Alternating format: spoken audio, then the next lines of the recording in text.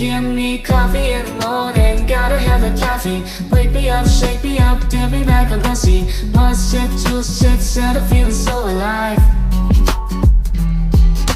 Coffee in the morning, it's the best way to survive.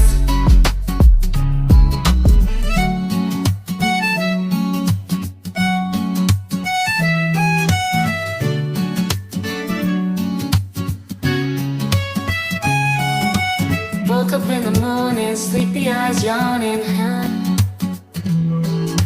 Jumped out of bed, started the day, opened the curtains. Felt the cool breeze, the sun shining on my face. But something was missing, I needed my job to chase. Give me coffee in the morning, give me coffee in the morning, gotta have the caffeine. Wake me up, shake me up, dip me back on pussy. Must shit, two shit, set a feeling so alive. Coffee in the morning, it's the best way to survive.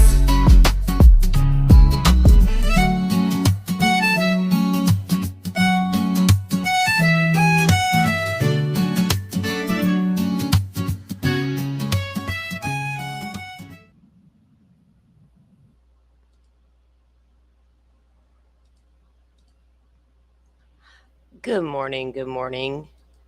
How's everybody doing on this fabulous Monday morning? Mic check, can you guys hear me okay? Welcome in, Vixie. Welcome in, True Crime Butterfly. Always great to have you guys in here. You're always in here first, and I appreciate you guys. So we are on Verdict Watch again.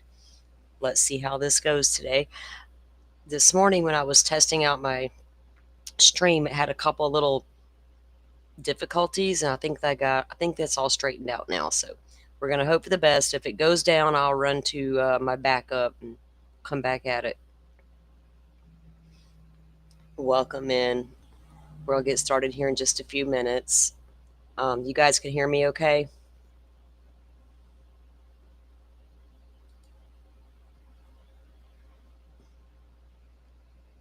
Sound is great. Awesome. All right, guys, the counter. Oh, my sister. My phone wasn't off. My sister just decided to call me. I have to call her back. Okay, so they did court adjourned this morning. Court reconvened this morning, and the jurors were sent back to the jury box, or into the deliberation room, rather. I can't get my stuff together this morning. It's a Monday. Anyway, yeah, so they're back there deliberating, and the verdict clock is at 3 hours, 50 minutes, and 57 seconds. Keeping an eye on that. Do you guys think they'll have a verdict today, or are they back there going through all their notes and hashing out all these time discrepancies? We're going to take a look at some of that here today. Go through some of the stuff. There's some of the testimony that I found interesting, and it's all time discrepancy, things like that. Hold on, I got to read this message my crazy sister's sending me, guys. One moment.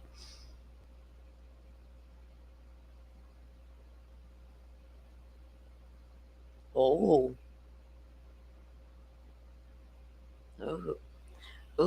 goodness gracious, y'all. Alrighty. Anyway, so we're going to go over some things in the testimony about the case and during the trial, because I'm telling you, if the jurors took good notes, I wonder what they're arguing about in deliberations as to what they're, because I feel like it's all going to come down to a lot of this phone data stuff. There's so much discrepancy in there, and we're going to talk about some of that. We also have some things to talk about in the Brian Kohberger case. Interesting things happened over the weekend with that, and we're going to take a look at all of that as well. We'll get going here in just a few minutes. Oh, let's see. Good morning, Joe Schmo. How are you? Good morning. I'm here. So I saw over the weekend that Colby did an interview with Brandon. Oh, that's cool. Yeah, I you had. I didn't see didn't know if that. you. Yeah, I didn't know No. if you had seen that. It was on. I'm not exactly sure what when they aired it, but I caught it yesterday evening at some point. It came across my feed, so I watched that for a while. But yeah, he had Brandon on and did an interview with him, so that Well, was good that's for really them. cool. Yeah, Yeah, I think that. Yeah. yeah, you have to And check that out. yeah, and it was so cool because um, just Brandon getting shot at by Alex doesn't necessarily have to involve Kay or Colby, but they were there to support him, which was Hmm. really awesome. And Oh at the yeah, presser too, you could tell like the way that Kay looked at Brandon with the love in her eyes and the support and her hand on his back was just she's amazing. and you can tell it was so genuine. There's nothing fake about it. So Yeah.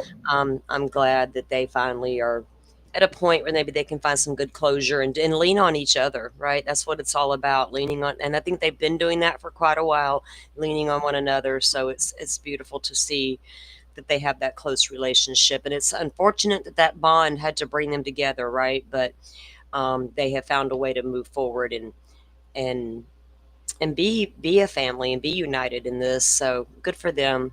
Um, well, I bet you're taking a much needed break, aren't you? No, there is no rest for the wicked. Well, never, but yeah, you got. I mean, you get a break from getting up and getting down to the Yeah. courthouse and all of that. But you Yeah, just yeah, try, yeah. yeah. So you're getting ready to pack up and head out, huh? I sure am. My reservation expires tomorrow. So, Oh goodness. yeah, I've got about 24 hours, well, maybe 26, 27, to get 2.5 months worth of shit put And they're together. gonna And and they're gonna kick you out of there. They're gonna say, yeah, nice having you, Joe Schmo, but you got to go." yep, exactly. Oh I've goodness. already heard that more or less. Did it sound familiar? No, I couldn't help myself, Joe. It just came out. Sorry. Oh God, I needed a laugh.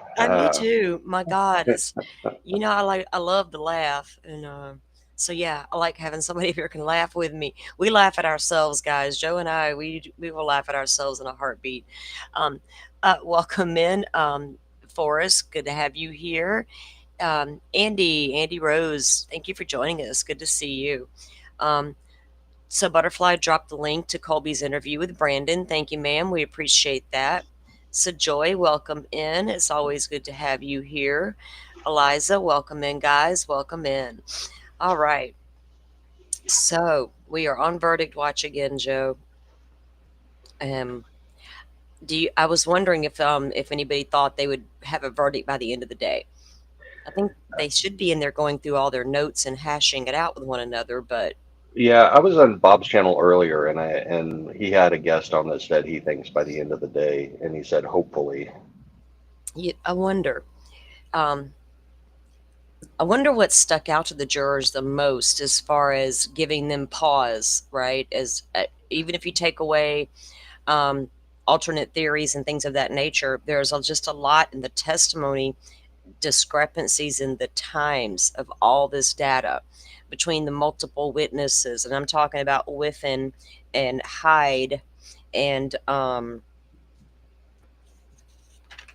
who else do I have here? Yeah, Whiffen and Hyde and Trooper Greeno, just different things that all have different times that things are going down. And, one saying no activity past this certain time, and then this one saying, oh, well, there was activity past this certain time. So we'll take a look at all that. I've got some of the testimony lined up for us to take a look at later, but we're going to jump into some of the Brian Koberger stuff first. Guys, let me finish messaging my sister back real quick before she has a cow. 1 second.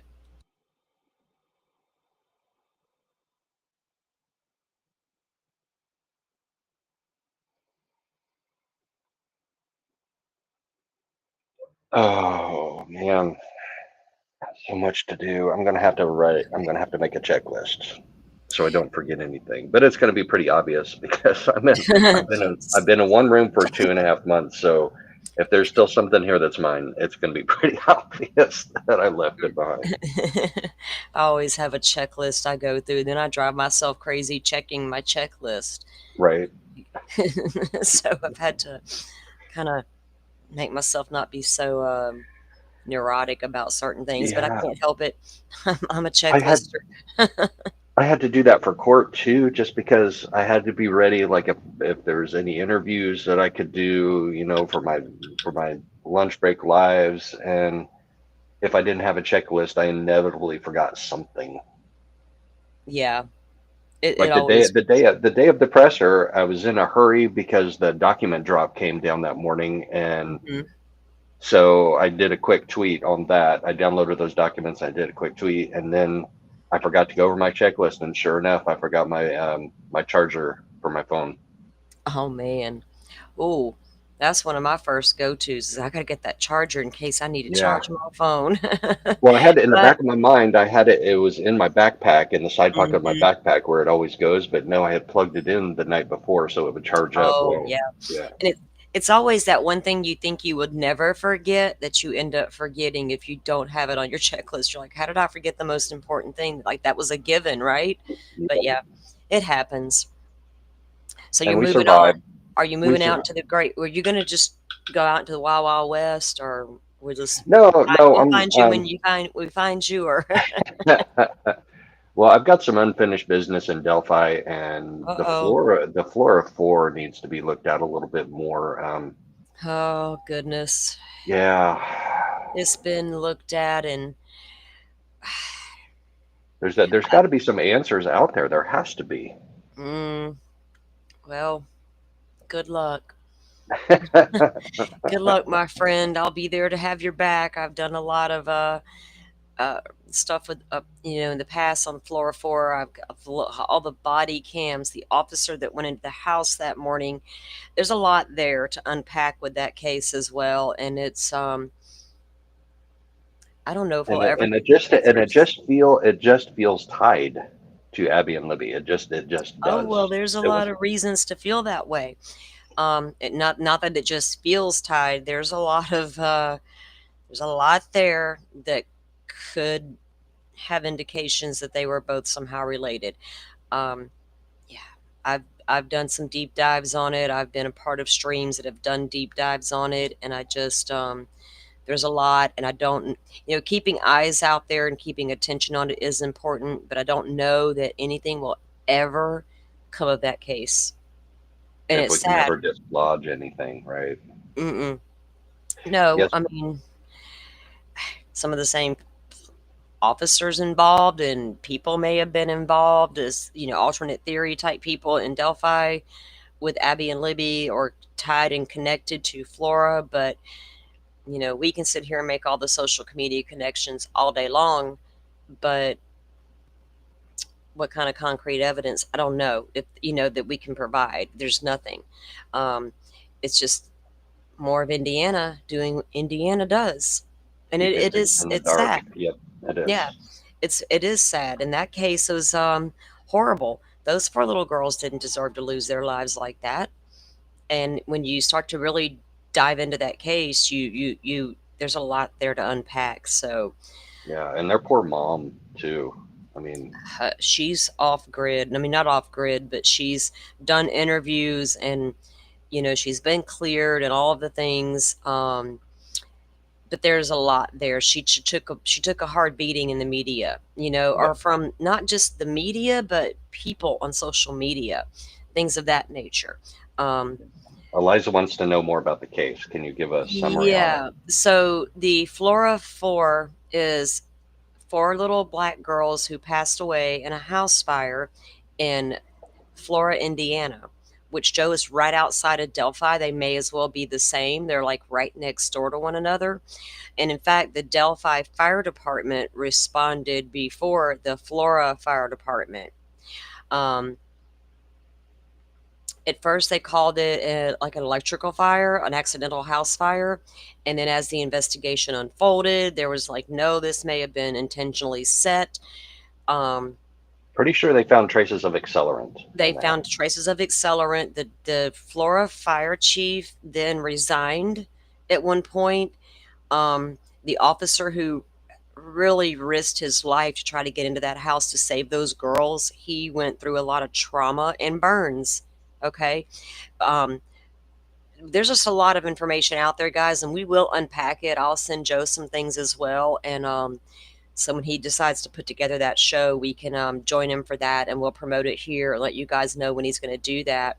Um, but yeah, so it's called Flora 4 is the case, Eliza, and it is really, there's a lot of, appears to be a lot of ties to Delphi as far as some of the people who may have been involved in that situation and why. So there's just a lot there to unpack. And I think Joe's got a lot of information he can put together to bring forward and take another look at it. Like I said, I've done deep dives on it, and there's just a lot out there that you can, get your hands on to put together a good show. Oh, Andy says a deep dive will be good. Deep dives are always good, guys, especially if we can bring attention to a case that doesn't get a lot of attention anymore. Yeah, a lot of people didn't hear about it, Eliza, because it wasn't publicized, as much.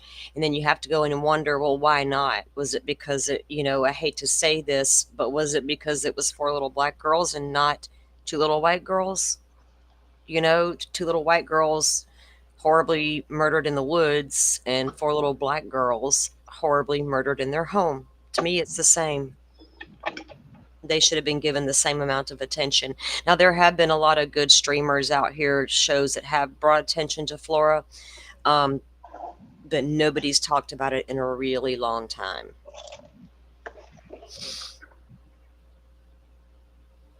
And of course, Doug Carter had his hands in both investigations. With the exact same words. I wish I could tell you what I know, and someday maybe I'll be able to tell you. Well, damn it, you're retired now, sir. It's time to come out and talk. What are you exactly afraid of over there? That you, up the top cop in Indiana, can't come out and openly talk about these cases. Don't come out and say ongoing investigation, got to keep it close to the vest, all that stuff. We're not buying it no more. So, yeah, that's a big red flag right there when the top cop's got hands in both cases and he comes out and almost says verbatim the same things about each case, right? Yeah, absolutely. It's crazy. It's enough to make your head swim over there in Delphi, Indiana. I know my son's friend's mother and grandmother live in Indiana. They're from there originally, but they'd lived here for years and years and years. Now they're gone back to Indiana. And my grandson said, we went to eat dinner with that old lady because she's moving to Indiana. We'll never see her again. And I said, well, you might be right about that. You might want to warn her. Don't go back home. Yes, Eliza, they should have been given equal attention. And they just weren't. I mean, a lot of media did, try to focus on it because there was a lot of media attention out there. But Doug Carter just kept wanting to shut that case down. Nothing to see here, nothing to talk about. You guys are crazy, all the things. You're making something out of nothing. And no, sir, we don't think we are. A lot of discrepancies over there. Anyway, with that case, Joe will work on that. How long is it going to take you to get back to Indiana, Joe? You driving, right? Or is that where you're heading, Indiana? You said we might have lost him, guys. He is busy packing. I am gonna have to deck out here in a couple of minutes for probably about 20 minutes or so to get some stuff done. But yeah, driving back, how long it takes will depend on if I decide to stop in Austin or not, because that's like 400 miles out of my way. So I have to evaluate the return on my investment to do that. Joe's not done with Lady Bird Lake. He's determined to catch that dude. Yeah. Maybe live. This time, wear your dang camera. Yep, I got it ready to go.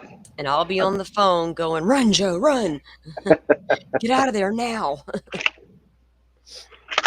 Send me the coordinates to your location. Right.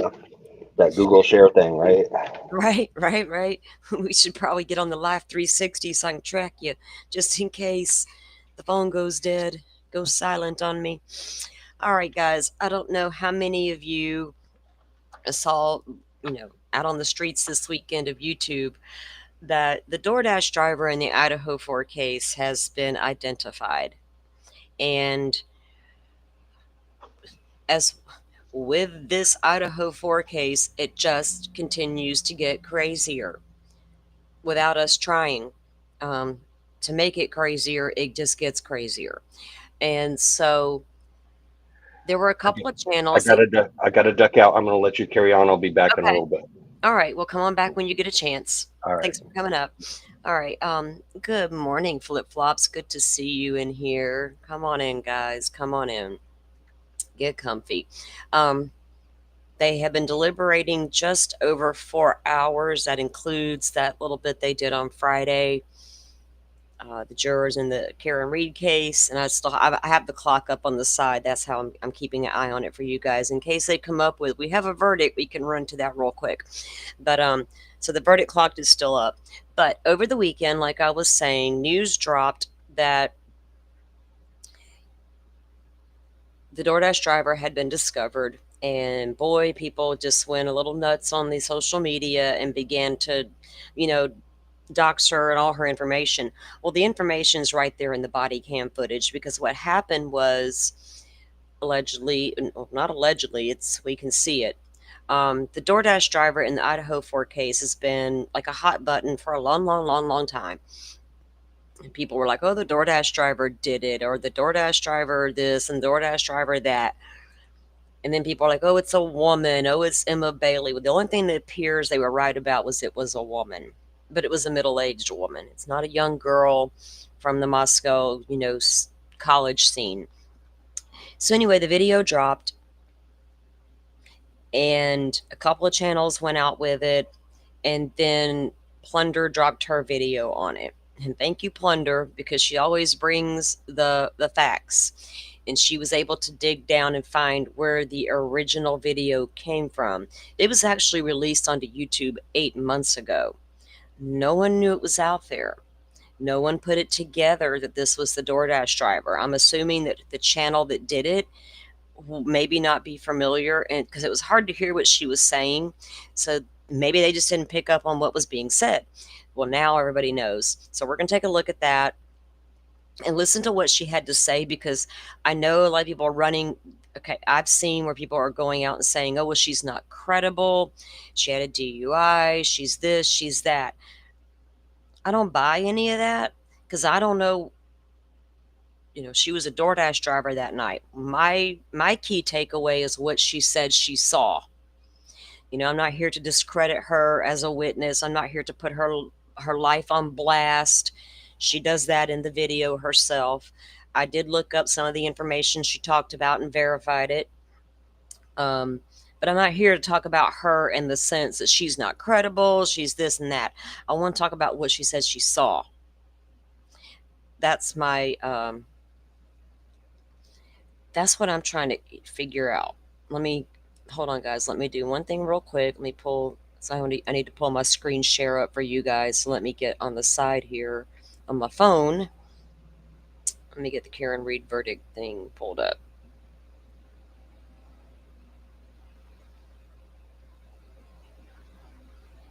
Okay, still under verdict watch. Okay, so let me take this down. Let me pull up this other. Now, you guys may have seen some of this out there all weekend. I know there's been a lot. People are trying to figure out where it came from. All these, what's people's angles, and there's no angle. There's nothing. This channel that released it literally just releases body cam footage, apparently, of DUI cases. Okay, I have it pulled up. So this channel, Butterfly has all the links. She's going to drop. This is called, where's my list? Oh, Officer Axon is the channel. And apparently, like I said, they release body cam footages from all over the place of people who had DUIs. And this one popped up on their channel about 8 months ago. We're only going to watch a little bit of this, and then I'm going to go into one that Plunder has, because her audio's a little better and she has the actual transcript on the screen that you can see. And that's the key takeaway that I wanted to review. So let's take a look at this real quick and get the gist of what we're talking about. So this pullover happened back in September of 2024. There's Officer Axon's channel, guys. If you're interested to go over there, give this video a thumbs up, give them a like, whatever. Go support. And we thank them for putting this out there. And so we're going to review it September 4th, 2024 in Pullman, Washington. I'll have to unmute it. Okay.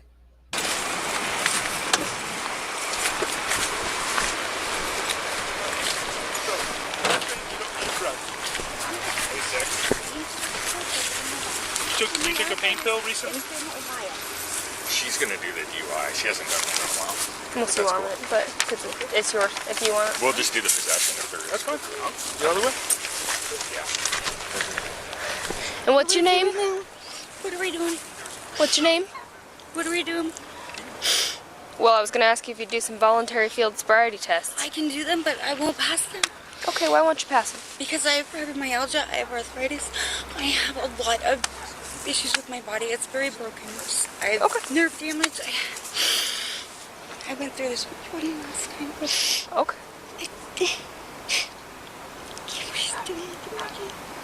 And what's your name? Molly, my boy has my Molly. ID. I'm trying to call my boyfriend. It's his truck. Jimmy. Jordan pulled me over again. Yeah, I'm in Walmart parking lot. The tags, and now they're DUI. I'm just DUI again. 510 stuff, tell you can Same stuff. Can you get here, please? Molly did tell me about taking a pain pill. No, I'm not. tell you what kind I'm of pill? standing over here in Walmart parking lot. I was gonna take Molly? me to the bathroom. Did you say what type of pain pill it was? I'm sorry if I missed it. Was it a It was a hydrocodone, yes. Was it a 5 milligram or a 3? No, it's 10 milligrams. 10 milligram. Oh, Lord. I've been on Oh, them. I'm sorry. I didn't know. Or 3. They don't. I'm sorry. I don't know my pain pills. I think after that leg thing, it would be really familiar. No, I try to use ibuprofen and This is Tylenol. two different. There's no way. Jimmy, this is two different ones. Jordan's not talking to me. Please. Are you coming? Hey, Molly, I'm I on kind of the need your porch. attention. I know. I'm just. Okay. He's coming. He has stage 4 and cancer. He's dying. He's coming. Can he drive? He's having his friend drive him. He doesn't. Or no, he's probably. Are you bringing the Subaru? Okay, he's bringing the car. Yes, he can legally drive. Okay. All right, Molly. Hey, we got time when it's okay. So can we do I know. So can you hang up the phone real quick? Why I can talk. can't I can leave tell. him? I told him. I mean, he knows where you are, and he's headed this way. I There's know, not a whole but lot of I reason. would like to keep him on the phone. Okay, you can put it on your car. Here, I can hold it and No, talk to him. I just want to keep him on the Hey. phone. This was. Yeah, just put it on speaker. This Put is it on all the I hood. want to do. Okay, that's Hey, it. you can just put it on the hood. I'm putting you He on can the hear hood of the car. Okay, they're gonna try making me. I gotta try and do this Friday thing again. Okay, well, I'll stay quiet while they do it. You're okay, babe. I told him that I can't do You it. know you're fine. You know you're sober. God. You know you're okay. Don't worry about it. I know it's triggering everything. God, oh my God.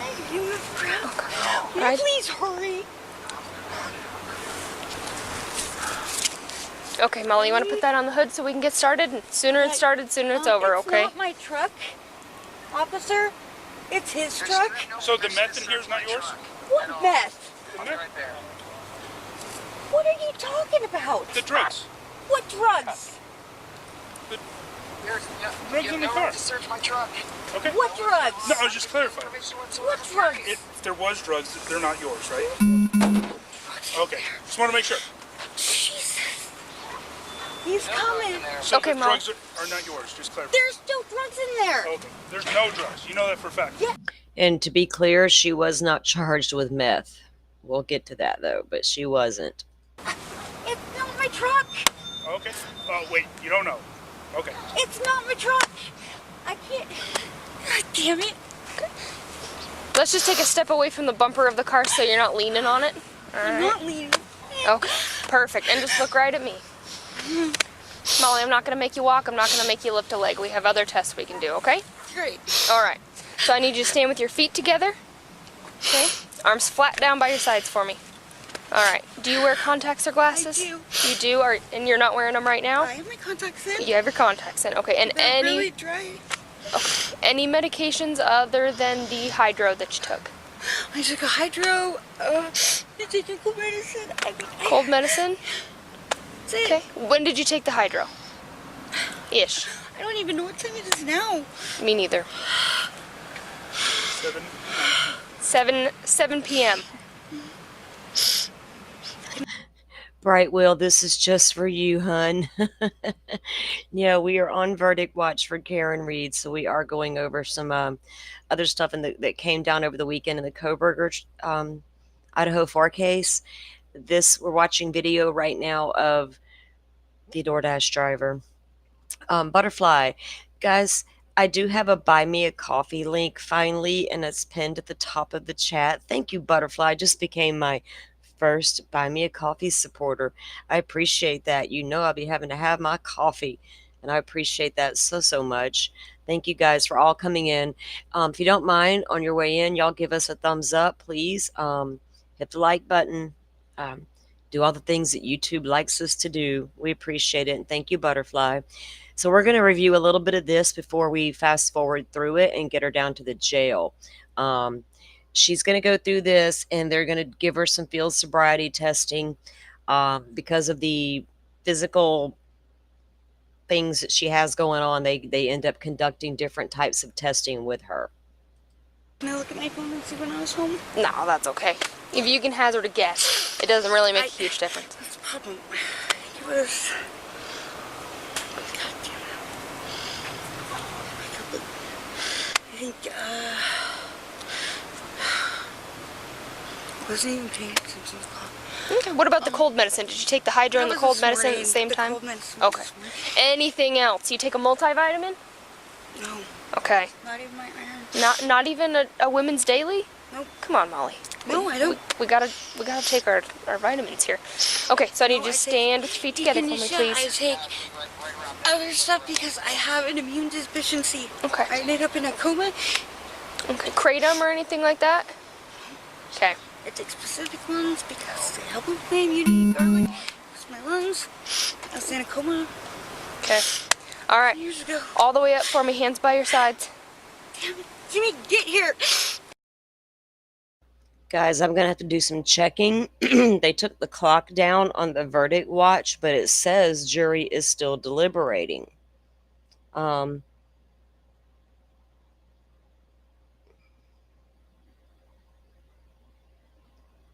this is playing, I'm going to do some checking on things, guys. Please. Okay. And can you look at me, please? Yes, I can. Okay, so I need you to remain in that position until I tell you to move, okay? I will do All my right. very best. So I need you to look at the tip of my pen and follow the tip of my pen with your eyes and only your eyes, okay? Don't move your head at all.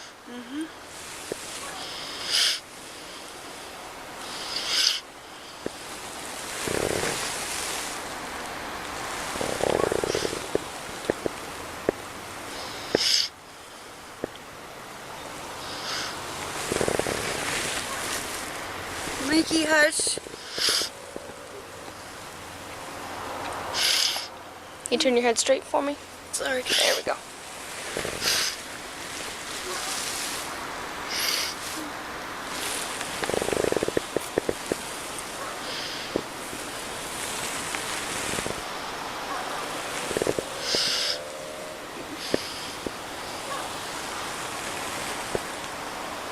All right. So you can stay in that position for this next one. Give me just a second. My kids took my watch off the charger, so I'm going to have to improvise.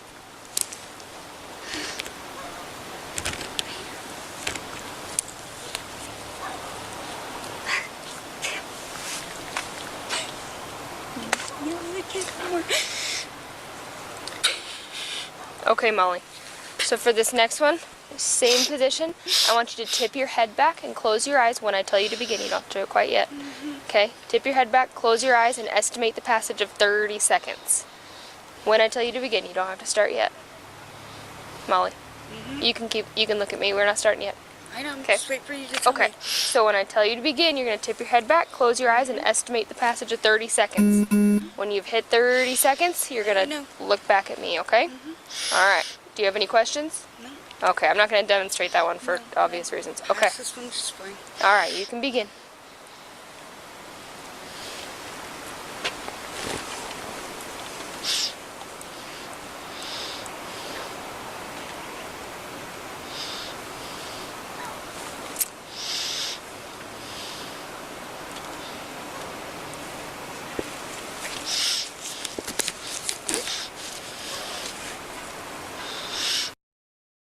I checked for us. Court TV still has the clock going and they still say jury is under deliberation.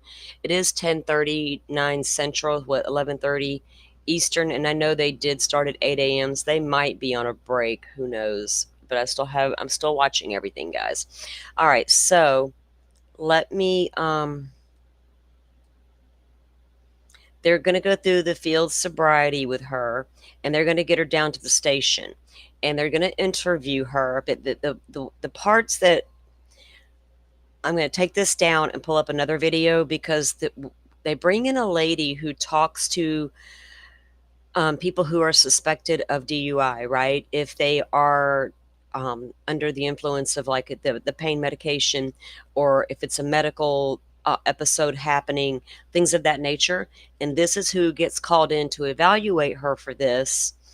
And she tells her story during this part. And I want to bring up Plunder's video at this point because, like I said, it's really good audio. It's to the point, and she literally has the transcription on the screen for you at the same time, which I appreciate.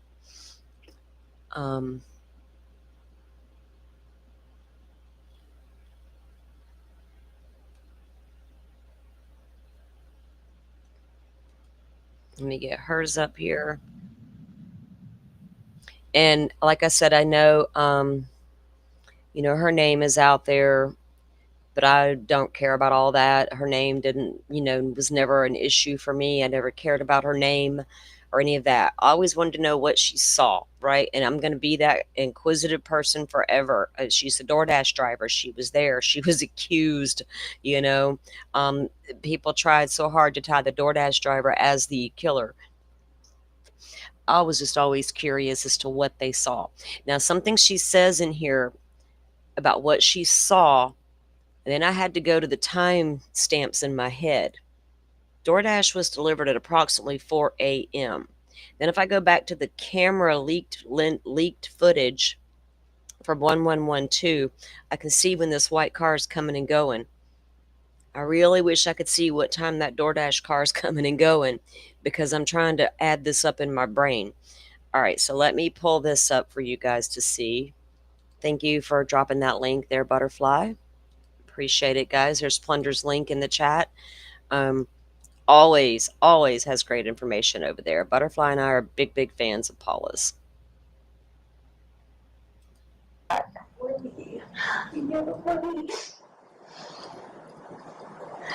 Who was your husband? Charles and Michael, you shot him and shit. Okay, in case you didn't hear what she just said, and I'll back it up and let it play again, and you guys just have to listen through this part, but they'll put the words on the screen in a minute. But she said that she had a husband, which I verified she did.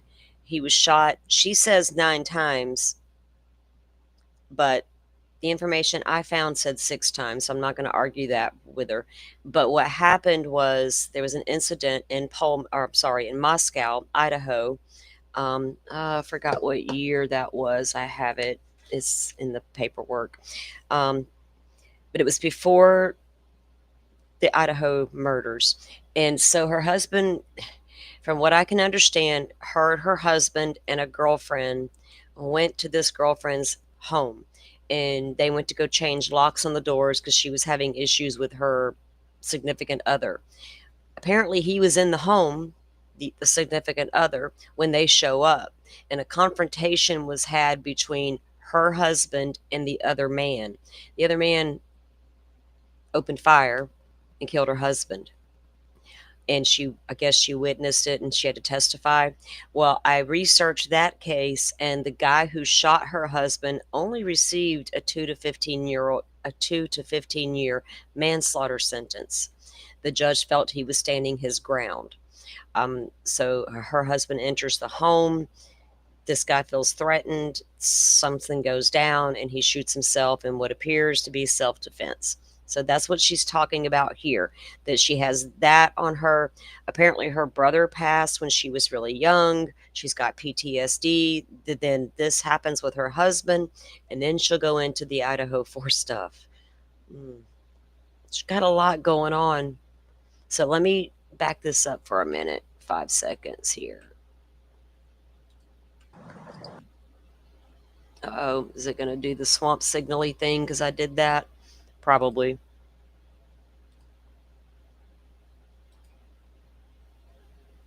Charles and Michael, you shot me instead. And And now I have to testify. Big murder case too, so yeah, because I'm a DoorDash driver, so yeah. you have to testify in which murder? Murder case for the college girl. Oh. I'm a DoorDash driver, I saw Brian.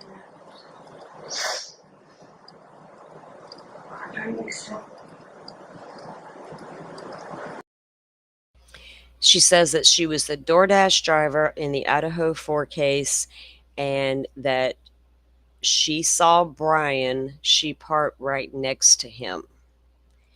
And I was thinking, you parked right next to him. And then I was reminded of something Steve Gonzalez said in one of his interviews. He says, you're going to wonder what that car was doing, why it parked where it parked, and what was it doing while it was parked there. And I thought, well, dang, did he park and sit for a while before he entered the house? And they somehow know that because they see it on camera, they see lights, whatever. And then she says that, I saw him, I parked right next to him. And I thought, surely she pulled up into the parking pad of the home, right, to the front of the home. Was he parked in the darn driveway? What's happening here?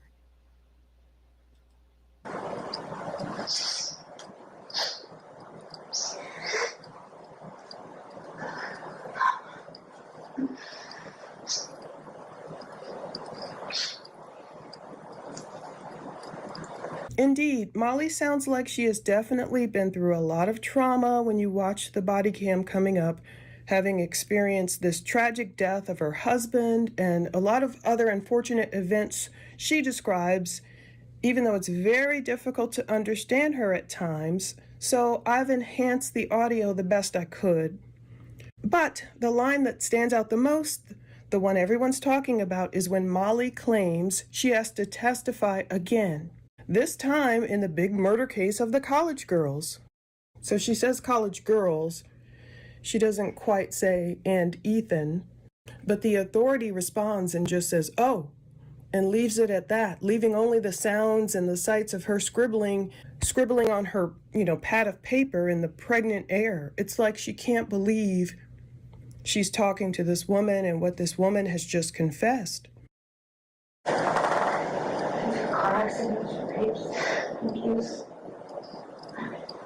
Okay. So you think it's all of those issues that make it look like you're under the influence of drugs? I have no idea. Okay.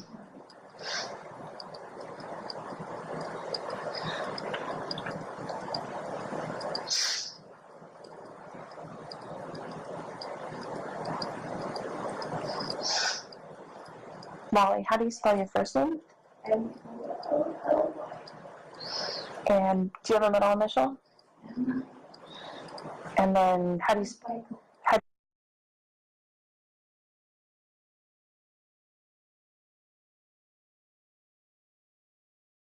And when's your birthday? 12/29/80. 12/29/80. Okay. And do you have a Washington driver's license? Yeah. Idaho. Where do you currently live?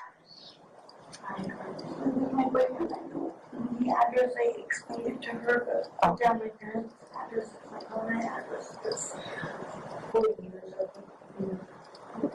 Where do your parents live? Awesome. Okay. So how long have you taken the pain pill that you took? You said you've been taking it for years? I don't know.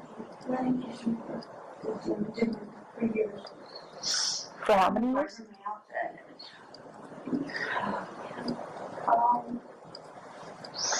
Let's say they started me. I went to law first, and then me and my husband died, so that was in 13. They started me on Hydrocodone? Okay. So was it a high... You what? I'd already been on it. And so was it a hydrocodone that you took? Okay. So you didn't take any blues or fentanyl or anything like that?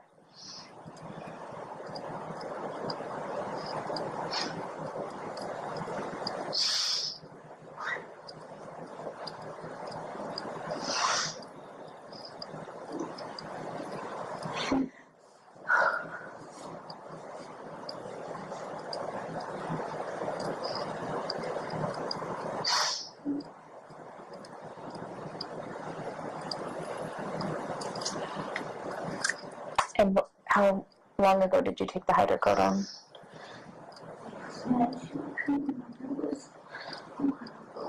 A while ago. Was it morning time or later?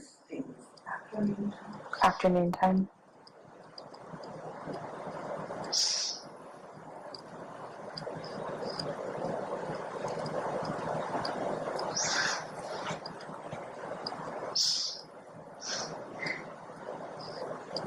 Does this lady have on like the Google glasses, the Google lens? What's going on with her head camera? Without looking, what time do you think it is?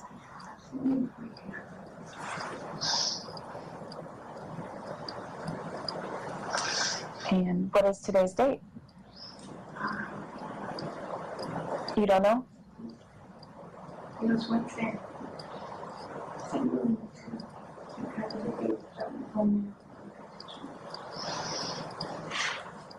What have you eaten today and when?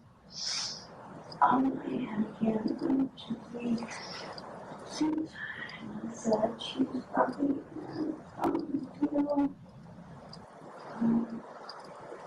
before I left the house. So you've just had one can of soup today? Yeah, and then the my stomach gets really upset and I start throwing up. Okay. I drink big colors. What have you had to drink today and when? I have had a coffee from the deliberation. I have had a coffee from cappuccino one with all the sugar and I've had pepper. I've had burgers.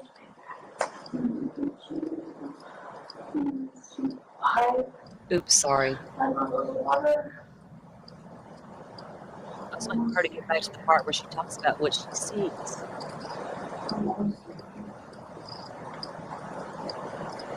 How long did you sleep for last night? Last night I had Let me see. That's the... When did you last sleep?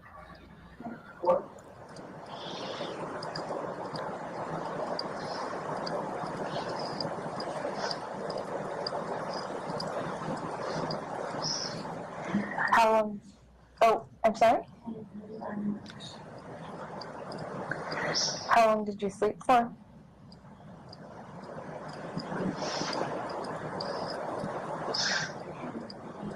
Let me see, guys. Hold on. So sorry. Physical? Molly. I think it's here. Hold on. Sure. Here, let me find the timestamp because I have it marked. I just want to hear with that part again and get you guys' opinion on what you think. What does she mean where she, parked and she saw him? I believe that I've always believed the DoorDash driver passed Brian Koberger's car or passed suspect vehicle 1 car. Let me put it that way. Don't know if she saw the person in the car. Right, I don't know what her view would have been like, where they passed at. Was it on Taylor Ave? Was it on King or Queen? Was it in front of the home? How dark was it? I don't know if she would have been able to even see within the car or if she even paid attention. You know how sometimes you're just driving along, you may not pay a total attention to that car. Some people are very perceptive and absolutely will. I'm probably going to pay way more attention to the type of car it is versus the person in the car, especially if I can't see that well. But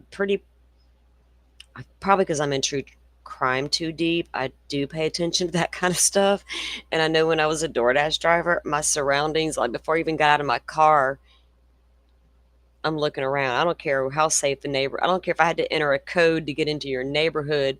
I'm still looking around before I get out of my car to step up at your fine home front door, right? I don't know who's lurking. Y'all will never know who's lurking. So always check your surroundings before you get out of your car. And look in the back seat before you get in. I remember my mom always telling me that. I'm like, what? She's like, look in the back seat before you get in your car. You never know who's hiding in there. I was like, dang, she's trying to put the fear of God in me.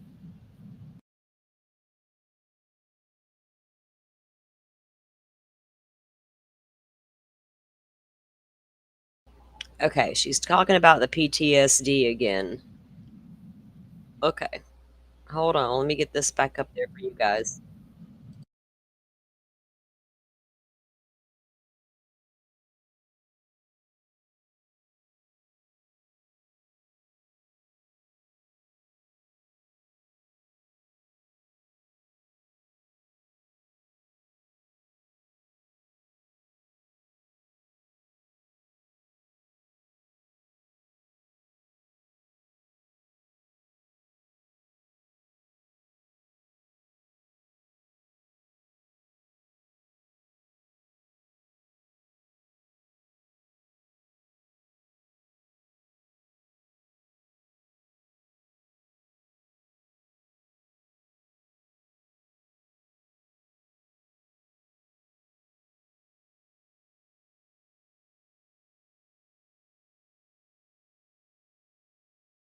Okay, now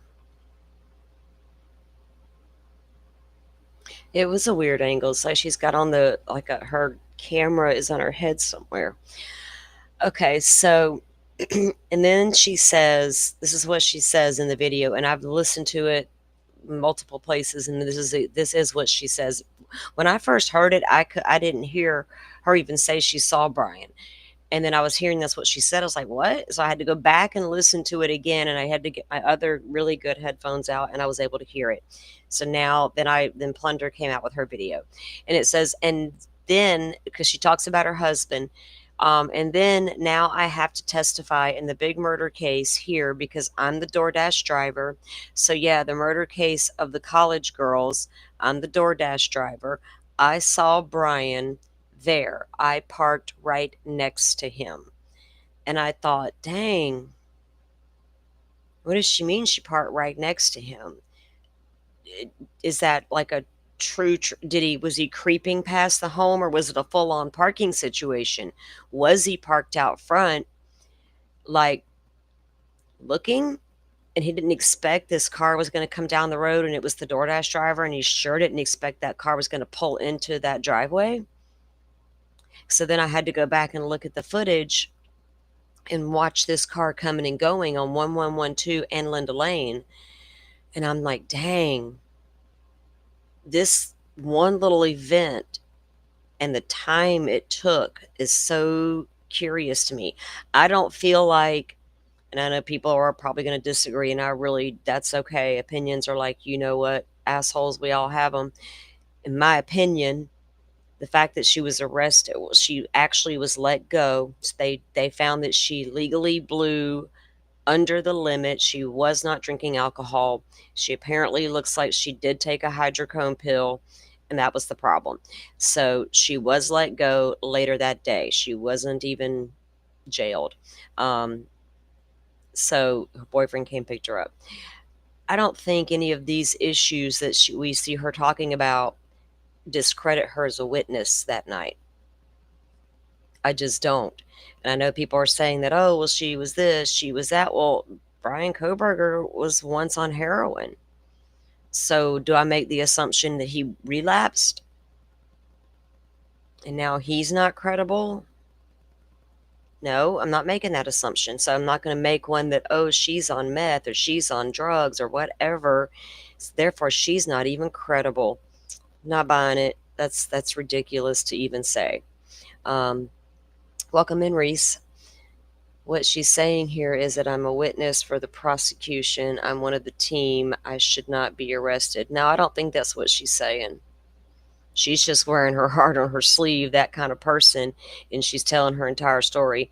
And this person evaluating her right now is kind of like going to make some assumptions to whether or not she is having a medical episode or she's under the influence. But I don't think she's looking for protection because she's a DoorDash driver. She talks about her husband and the incident that happened there as well. But, you know, is she using that for clout? Like, you know, let me go for my DUI because I'm a witness? I don't know, maybe if we're going to go down that road. But I've been down so many in Idaho 4 that one doesn't make sense to me. She's low level, right? The officer claimed there was something inside that vehicle, but you know what? She wasn't charged with it. So did her status as the DoorDash driver save her from that? I don't know. Big part of the case too, so yeah, because I'm a DoorDash driver, so yeah. You have to testify in which murder? Murder case with the college girl. Oh. I'm a DoorDash driver, I saw Brian. Very next to him.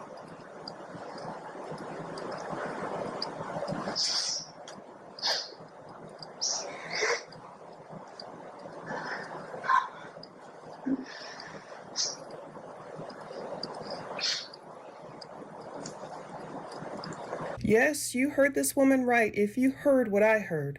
This woman said through sniffles and panicked, troubled breaths, and then now I have to testify in the big murder case here because I'm the DoorDash driver. So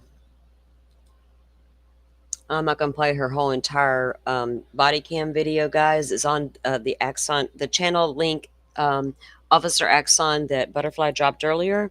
That is the link to go watch to go view the whole thing. But it's pretty uneventful except for those parts right there that she talks about.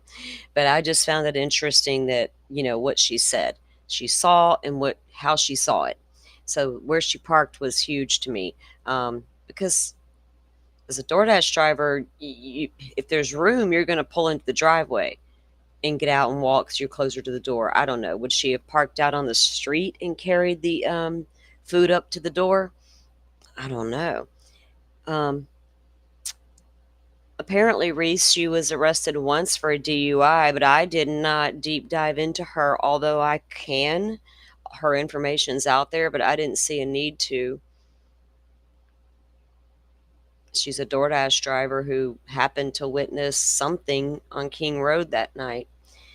Like I said, people have been hunting this woman down for 3 years. Unsuccessfully, I might add. Hell, I've been told she's everybody from Emma Bailey. Rory went and found the DoorDash driver 2 years ago. We were all safe at that point. Turned out to be debunked as well. If you know, you know. There's a lot out here with this case. So I don't know if her arrest prior record, you know, is... we're not going to talk about Brian Koberger's prior records, are we, in bad acts? I can't come into court.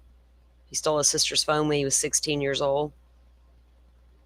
her iPhone and made Daddy really mad enough to call and turn him in instead of handling it at home. Handling that shit at home, he called and turned him into the police. But that won't be coming into court because that's a prior bad act. But the DoorDash driver's prior bad acts are. Apparently, she lives in Idaho.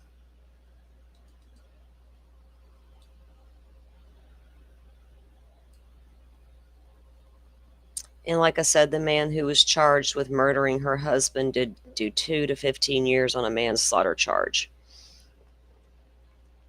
But we're going to dive in a little bit later to the times that car, the suspect vehicle 1, is seen on timestamps. And look at where this DoorDash driver might have seen him when.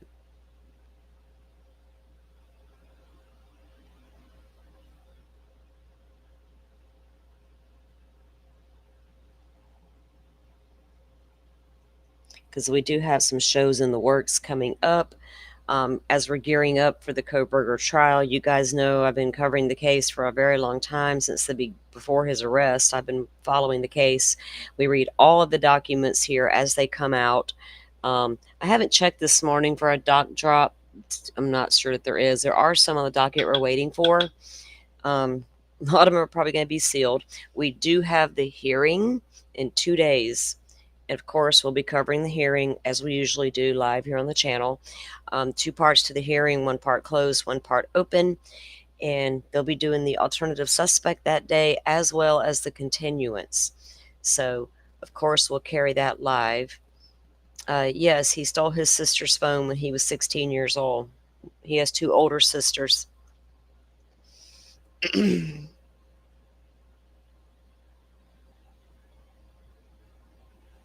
All right, Vinnie Politan is live, boots on the ground, guys. In the Karen Reed case, the clock is still ticking, going on 5 hours of deliberation at 4 hours and 50 minutes so far. Now, there is something else interesting I wanted to show you guys that I stumbled across, and this also pertains to the Brian Kohberger case. And let me pull that up. Now, for those of you who may not be familiar, let me give you a little backstory. Jason Jensen is a private investigator. I know of him from the Delphi case, Abby and Libby. He had a couple investigators who worked for his investigation firm, and they did work for the defense team in the Delphi case. And Jason's been on Court TV a few times, things like that, doing interviews. He had posted something on his Facebook page, and it is so interesting. And let me get that pulled. Sorry, I got to do it this way. Let me pull that up to show you guys.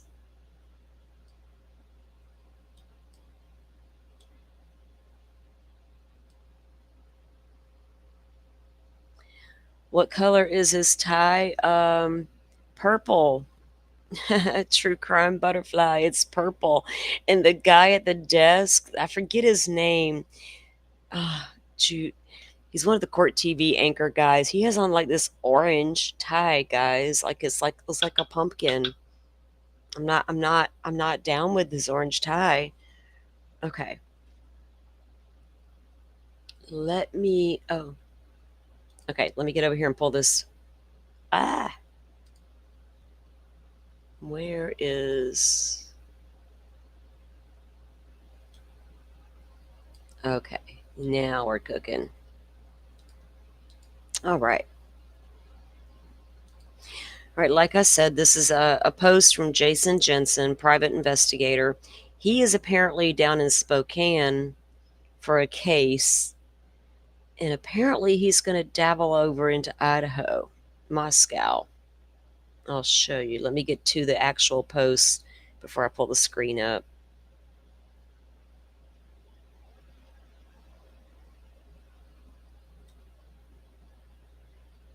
All right, here we go.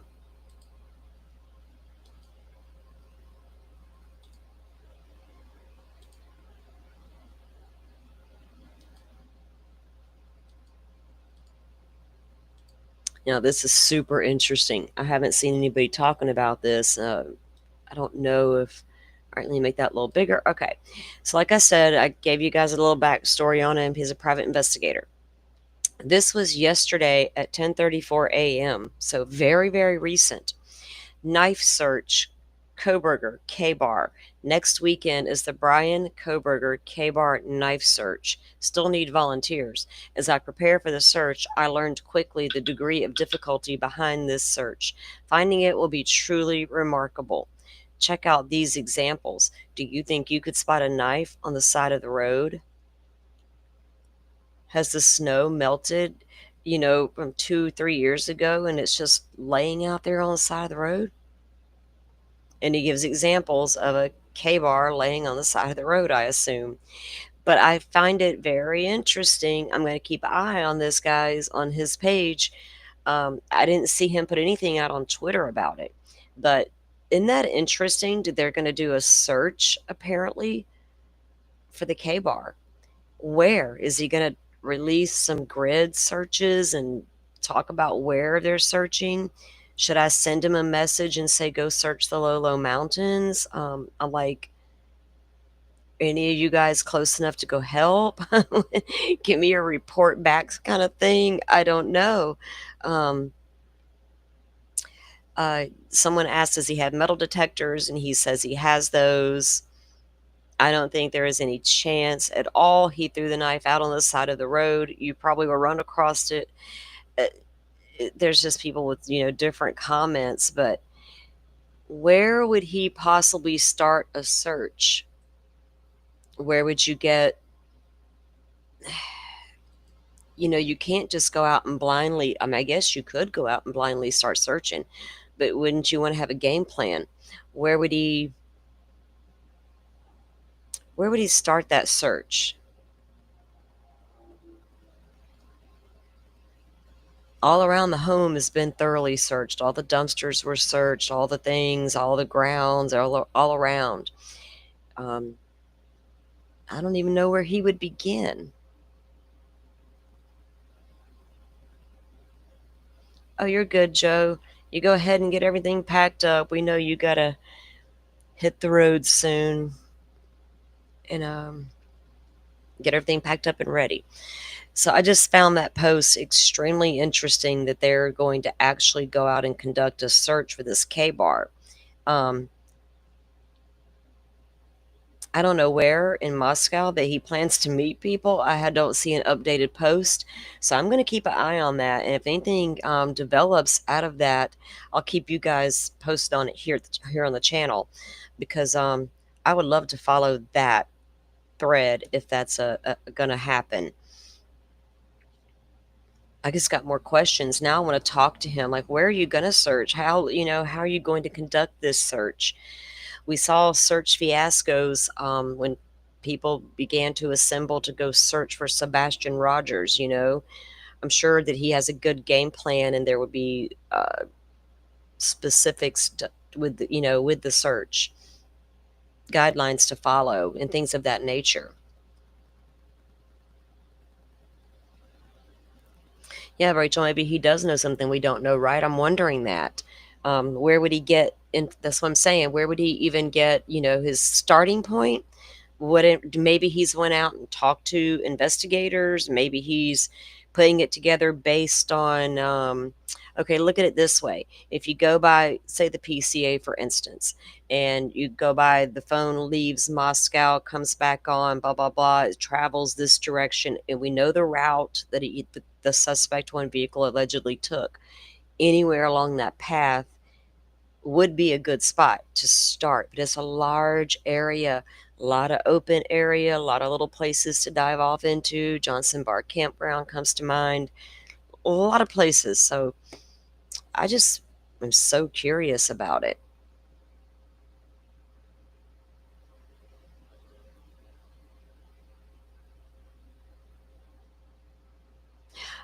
Reese, look, I'm right there with you, but here's the thing. At the end of the day, and sometimes during the trial, I'll get on my phone. I'm walking outside and getting that fresh air.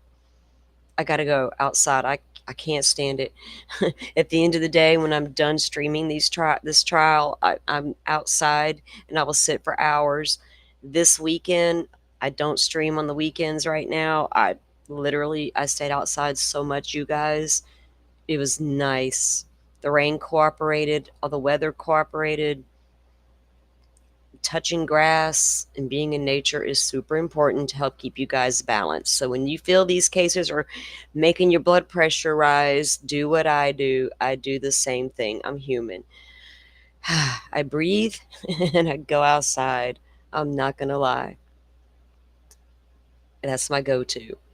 And of course, I have my therapeutic med, my gummy. I'm not going to lie about that either.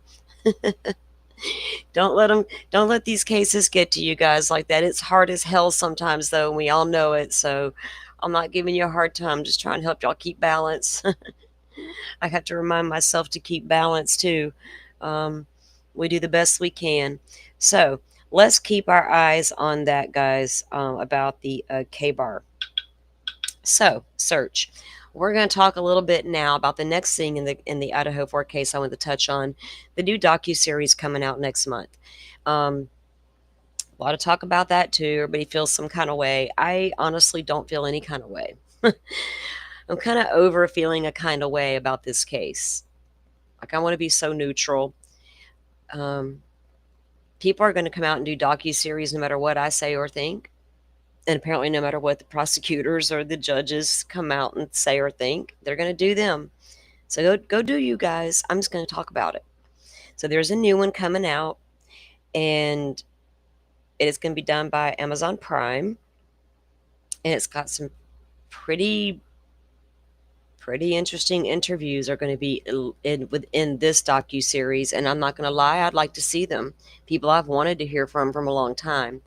Some people who really deserve to be heard, because it's gotten to the point where if you're not Ann Koberger or a 100% I support Brian Koberger's innocent channel, you're not allowed to talk about Brian Koberger, and especially the victims and all the things. And how dare they even say a word? Well, they were drugged for 3 years on social media. So the trial continues to get prolonged. When do they have the right to say enough's enough and they start coming out and speaking up for themselves? The problem is, don't break a gag order in the process, right? We don't need anything to throw this damn trial. Gag order leaks, witnesses breaking gag orders, all that shouldn't be happening. But 3 years out, are people sick and tired of having to be quiet? And they want to say what they want to say for a change as well, because God knows everybody else has got free reign to say whatever they want to say. So why not them? And that's where I sit with it. So let me bring this up, guys. We are going to take a look at a piece from a news piece that's going to give you an idea of what this is going to be about.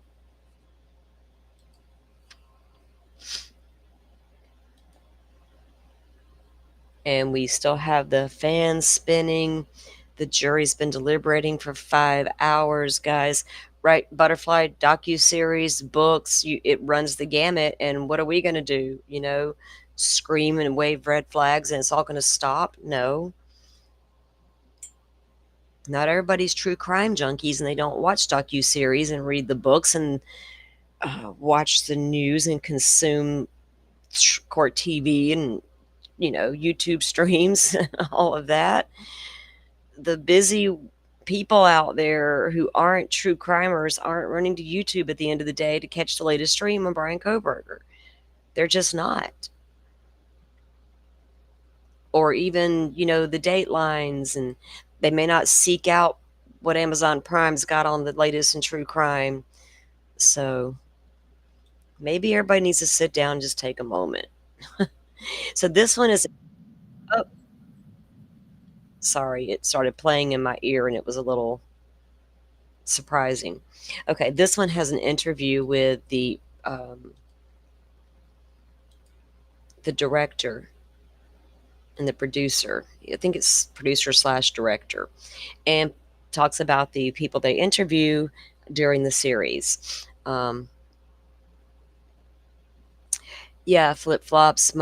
We have the Amazon family thing, like the Coburger family had. My son has it, and I'm just on his because I live in his home, and so it just works out. I just like, hey, add me to yours. So he did, and he has Amazon Prime. So, yeah, I forgot because I don't ever watch it, and I was like, wait a minute, don't we have Amazon Prime? And so, sure enough, I have it. Maybe that is something we can explore watching on Kicks together, guys. I don't have Kicks set up. Don't know anything about it other than my good friends, Publicly Buzzed and Miss Shorty. Both are now on Kick. I go over there and hang out with them and watch things. We did the Dateline with Publicly Buzzed on Kick. We did A Body in the Snow over with Miss Shorty on Kick. You're allowed to watch things there without getting struck, right? That I can't present to you guys here on YouTube without getting struck. Like I couldn't play the Amazon trailer because I'll probably get struck. And God knows at the end of the show, I'll get a notification about some music in the background that I violated. I didn't get a violation or anything, but it's, a copyright thingy. So not a strike, but like you got to share revenue with this random people that made the music in the background. I'm like, I didn't put music in the background, but it comes from stuff like that. But anyway, this is a news piece from NBC, and they're going to talk with some of the people who are going to be in the special, and yeah, as well as the producer. So I'll let this play, and I'll stop rambling, guys. Hold on. For the first time, the students who discovered the grisly University of Idaho murder scene are speaking out. There's a big realization that we had been stalked for so many months. Describing the morning, students Xana Kernodle, Ethan Chapin, Kaylee Goncalves, and Maddie Mogan were found stabbed to death in their off-campus home. As soon as I stepped in the house, I was like, oh, something is so not right. Friends Josie Louterin and Emily Allen and her boyfriend Hunter Johnson were the first on the scene. In Prime Video's upcoming docuseries One Night in Idaho, The College Murders, revealing that one of the surviving roommates, Dylan, called saying she was scared and asking them to come over. When Dylan had called, I didn't think it was urgent. When we got there, Dylan and Bethany had exited the house. They frightened, just kind of like just hands on their mouth, like I don't know what's going on type thing. I set foot in the house and immediately. That's a little odd. I'm gonna have to say it but it kind of aligns with what we saw in. Remember the guys we did a lot of the document reads on all those motions to suppress, and it all came out in those motions, the Dylan and Bethany's text messages that night, and the calls they were making, and all the things they were doing, and how they seemed to be nonchalant about some things, right? I'm not throwing shade at them, I promise, but it was odd.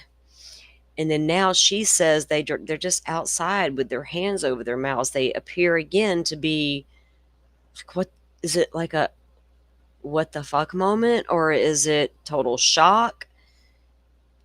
It's I don't know. Is there like a really bad disconnect with those two? Immediately, Hunter was like, get out, somebody call 911. Johnson was the first.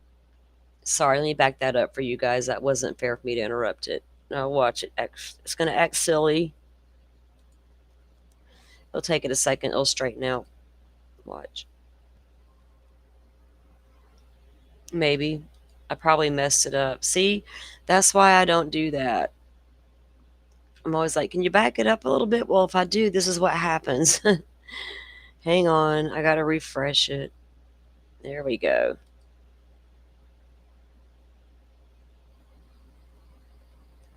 Technical difficulties, guys. Sorry.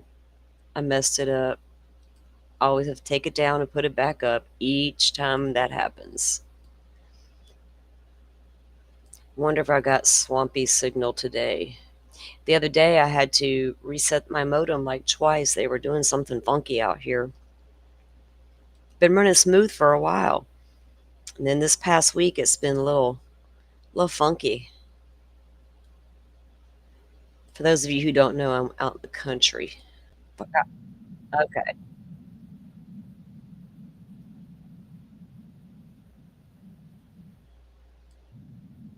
All right, let me get it. Now I got it back where it was. Here we go.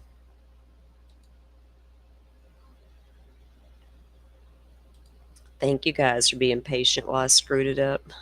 And her boyfriend, Hunter Johnson, were the first on the scene. In Prime Video's upcoming docuseries, One Night in Idaho, The College Murders, revealing that one of the surviving roommates, Dylan, called saying she was scared and asking them to come over. When Dylan had called, I didn't think it was urgent. When we got there, Dylan and Bethany had exited the house. They, frightened, just kind of like, just hands on their mouth, like, I don't know what's going on type thing.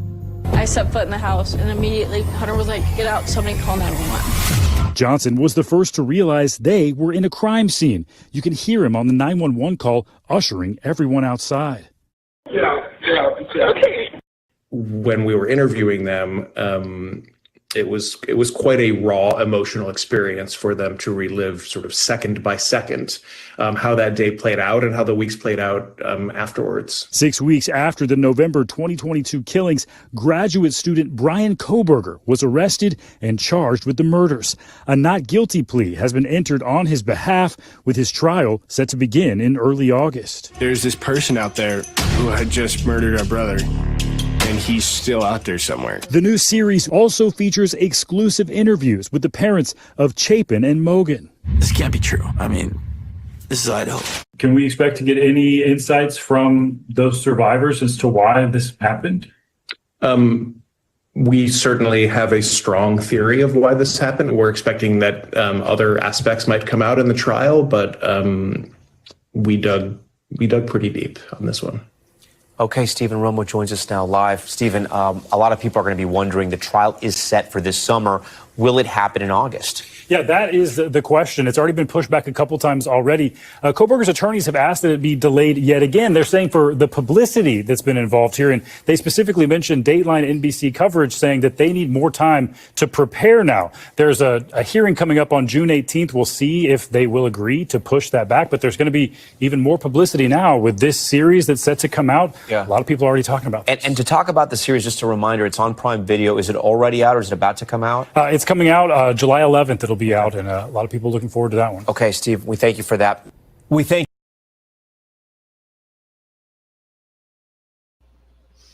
Okay, so we're going to watch one more little clip from, I think it's Good Morning America.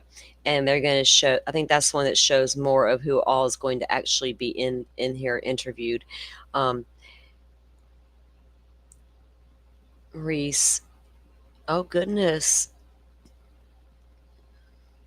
I was just reading your comment. Well, you know, I'm the kind of girl who fight or flight's going to kick in. It's going to absolutely kick in. It has always been that way my entire life. But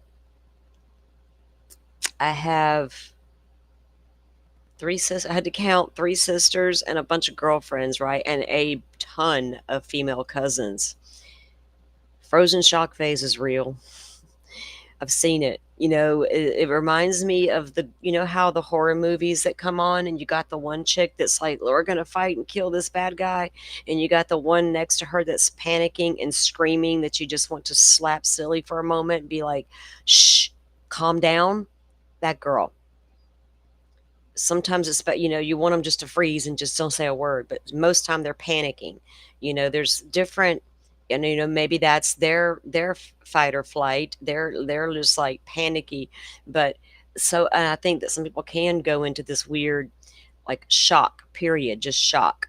Frozen shock phase wasn't Dylan's words. We've always suspected that those words were weird, coming from a college girl.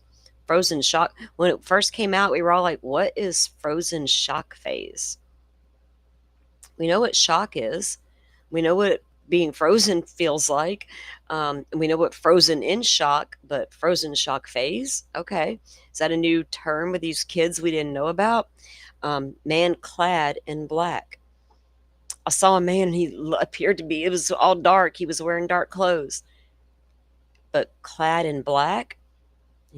What was your friend clad in the other day? Oh, you should have saw her cute outfit. She was clad cool. I mean, what? It was weird words. weird words, and so it didn't make any sense. I don't know, but I think that all of it can be true. There's just people react differently under trauma. They really, really do. And trust me, guys, when that PCA came out and the news broke that there were surviving roommates, first of all, that was a red flag.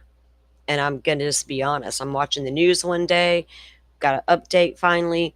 We learned that there's 2 surviving roommates. I'm like, surviving? Were they stabbed? Poor things.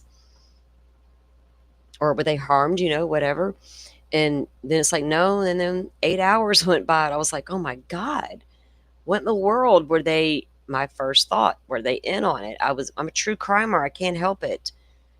And then when I presented it to at the time, my boy was 16, almost 17 at the time.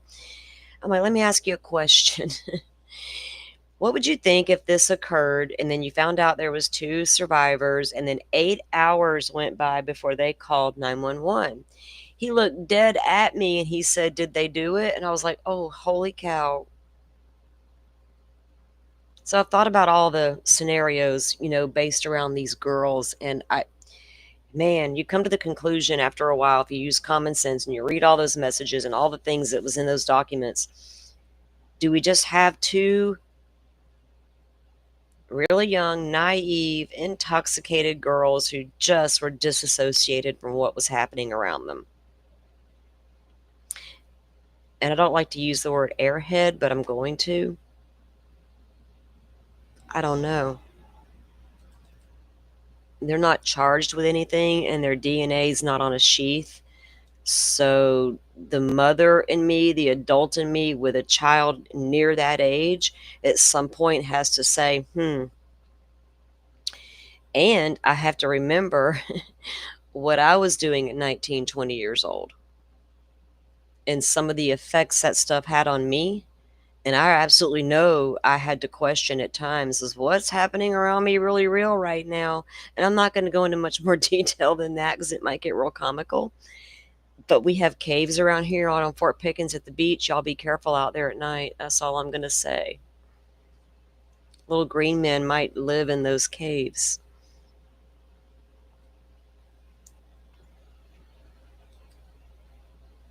And the girl did admit she was heavily intoxicated. I think she even described in one of the documents how much she was drinking and what she was drinking. You know how it is. Back in the day, we made jungle juice and stuff like that. They were making stuff like that and downing it just like we did. Or most of us probably did.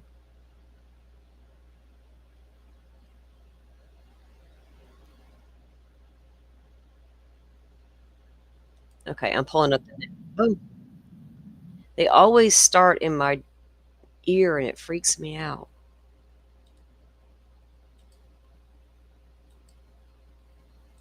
Okay. All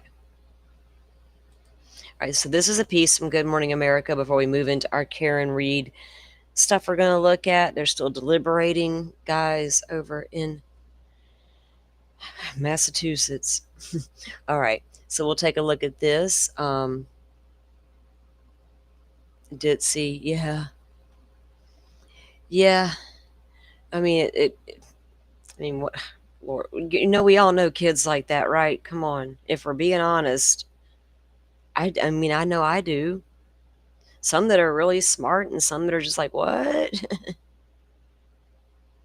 What's happening? This is her speaking publicly for the first time. It's all part of a new docuseries. Kana Whitworth has the story. Good morning, Kana. Yeah, George, good morning. The docuseries is called One Night in Idaho, The College Murders, and it reveals exactly what happened the morning after the murders, the panic, fear, and chaos of uncovering the most brutal crime that Moscow had ever seen and how those closest to the victims learned of the tragedy. This morning, an exclusive first look at a new docuseries revealing what happened the morning after 4 University of Idaho students were murdered in an off-campus home. Nobody could have imagined what was about to happen. The friends who were first on scene telling their story in Prime Video's One Night in Idaho, The College Murders. We were a big group of friends. Why would you target those 4? Emily Allant, her boyfriend Hunter Johnson, and roommate Josie Louderin lived just down the street from the King Road house. And on that November morning, they say one of the surviving roommates called, saying she was scared, asking them to come over. When Dylan had called, I didn't think it was urgent. So I started walking to Xana's house, and when we got there, Dylan and Bethany had exited the house. Seeing her friends sitting in the driveway, Emily knew right away something was wrong. They frightened, just kind of like just hands on their mouth, like, I don't know what's going on type thing. Hunter immediately went to investigate. When I was going up the stairs, Hunter Johnson was already in the house. We were just a bit behind. As soon as I stepped in the house, I was like, oh, something is so not right. Like, you could feel it almost. They didn't know it yet, but their very best friends, Xana Kernodle, Ethan Chapin, Kaylee Gonzalez, and Maddie Mogan, had all been murdered. Hunter was the first to realize the tragedy, and he's heard on the 911 call rushing everyone outside. Ethan was the eldest of triplets, and his siblings, Hunter and Maizie, were also attending the University of Idaho. They were called to the home amid the panic. But it would be hours before they would all learn what really happened to their friends, and now they were trying to understand the worst homicide the small town of Moscow, Idaho, had ever seen. There's this person out there who had just murdered our brother, and he's still out there somewhere. Now, Ethan's parents and siblings featured in that series, and later this month we'll have a chance to speak with them along with Hunter and Emily. Maddie's parents were also interviewed for the series. One Night in Idaho. So that's interesting that they're going to talk to the Chapins later on this month. I'm going to keep an eye out for those interviews because for the first time, Hunter and Maizie are going to speak publicly that I've seen. And for those of you who don't know, Hunter and Maizie are Ethan's triplets siblings. And man, those two kids, wow. Just wow, because people always had things to say, not everybody, but there were people who had things to say about their mother, the way she handled things. But I'm here to tell you, that's a strong woman because she had to bury her baby, but she also was woman enough to realize she had two more babies alive and well who needed her, who lost a huge part of them because they were triplets. So Stacy Chapin handled it beautifully, in my opinion. And as time has passed, has changed her mind about attending trial because she knows she needs to be there for Ethan. When she said a long time ago she wasn't going to go, and she said because it's not going to change the outcome, everybody's like, oh my God, that's weird. She meant whether she's there or not will not change the verdict. How hard is that to understand? Did she need to sit there and hear the gory details of what someone did to her child? She's already got it on paper. She's had it for a long time on paper. Exactly what happened to Ethan Chapin. Stacy Chapin knows something the rest of us don't know. She has a birth certificate and a death certificate on her child. So I commend them. If they want to come out and talk now and speak their piece, let them. Hunter continued to attend Sigma Chi, where Ethan attended. There's a photo of him and Maizie because she attended the University of Idaho as well. They got a lot of flack. They sent their kids back to that same college. So what if they didn't want to leave? That's where their friends were. That's where their support system was, all the things. What if they didn't want to leave? So you support your kids. They chose to stay. There's a picture of Hunter and Maizie that she posted, Stacy Chapin posted to her Instagram account, gosh, a long time ago, before the house was torn down. And they're standing on a balcony at Sigma Chi, and their backs are facing the King Road home. And it's surreal because there these two are with a missing sibling, and that house is right there in the background. And I thought to myself, like, I I had to take a moment because I was like, man, that takes a lot. So the support they received from their mother and their father was absolutely what they should have been doing in the moment. So I commend them. And I didn't realize, and I don't know. Hey, Firefly, welcome in. I don't know if even if my girls, Firefly, Dolphin, if we even realized this Josie went into the home that day. She was with Emily and Hunter when they got the call from Dylan, and she went down there with them. And she says that she stepped inside, but she didn't go any further than that, I don't think. She goes inside. She could feel something was off, and then Hunter starts to yell to get out.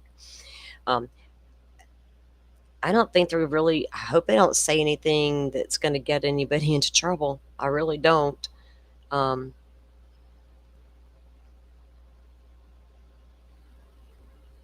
I always took her point of view as meaning regardless of the outcome. Right. Exactly, Firefly. There's another way to look at it right there. Bingo, ma'am. Because that's like her saying 2 a.m. will always be a dark hour. Everybody's like, oh my gosh, that's the actual time things happened and, the murders. And we were like, no. 2 a.m. is a dark time for a parent who's lost a child because guess what? The rest of the babies are in bed now. It's after midnight and you finally have a moment alone, and guess what? 2 a.m. it hits you like a ton of bricks. 2 a.m. will always be the dark hour. Now, it could be a different meaning for Stacy Chapin, But yeah, it's going to be an interesting show. I know I'll watch it. And I hope people don't drag that DoorDash driver too hard. My goodness, that poor woman sounds like she's been through the ringer. Legit, her husband was harmed in a really bad way. There is a man serving time for it. She was the DoorDash driver, and God, I hope she gets it together before she has to come and testify. When you're a parent of 3, you just can't let the loss of one tear you apart. No, you can't, and that was my situation, Jeff. I had 3, and then I had 2. And then I had another one. I had him later. He my little saving grace. I think people should do whatever is right for them. That's right. You can't, and for them, and people don't have a right to judge parents of murdered kids. Just my opinion. You're right, Rachel. We can. It's easy to sit back and sit in judgment, or just speculate and ask questions. And asking questions is one thing, but to ugh, get in the weeds and get nasty and messy, that's a whole different ball game. That's like different level, and it's why, especially if there's nothing to it but a bunch of yippity yap, right? Yippity yap stuff. All right, guys. So, verdict watch. Oh boy. As Kay Woodcock would say, let's just give one shout out, another shout out to Kay Woodcock and her oh boy statement. As you guys know, we just had that, big guilty verdict over there in Lori's last trial. Bye-bye, bitch, gone forever. Now we are waiting on the verdict in the Karen Reed case. And I think a lot of us in this channel anyway, who've been watching with me since we've been covering the trial from day one, we're all in the same camp, I think. I don't even got to do a poll, I don't believe, because just gauging from what my comments have been over the past month, I think we're all in agreement. If we were on the jury, we would say not guilty at this point. Too much, right? There's just too much that has stacked up against the prosecution or that didn't make sense from the prosecution. All the things from the beginning, from the launch of an investigation or lack of, the evidence collection, the weird way evidence was found over a period of weeks, the busted taillight, was it or wasn't it? Yeah, there's been a lot. So what are these jurors sitting there debating today, right? Thank you, Jeff. I appreciate that, sir. It's been a long time for me. It's been 20 years this year since I lost my daughter, but so I understand the journey of these parents, and that's why I hold the victims of Idaho 4 in a special place, because you, Firefly, any of you guys has been around for from the beginning, we know how bad this town was, how these kids were dragged. We know it. We can't deny that it didn't happen. We know a lot more about them than we probably should, right? And then again, the parents, the different ways they handle the things, because we see that the Gonzalez handled it way differently than the Chapins, and that is normal, guys. That's your normal. That's normal people, right? Everybody will handle it differently. So long as they're dealing with it and talking through it, I don't care how they get there. And they'll get there. They will get there. I promise you that. Thank you, guys. I appreciate all your support, but I do. But I share my story, so hopefully it will help others, because I do understand, and there's no timeline to grief and things like that, and there's no right or wrong way and path and all that. It's different for everybody, and as long as they're doing it, that's what matters. You don't want them to do the opposite. So let's get to Karen Reed now, guys. So let me pull up a post that I have saved, because there's a document. Thank you, Butterfly, for sending this over to me this morning. It was a new motion. I believe I've already read that it was denied. Go figure, right? Surprise, surprise.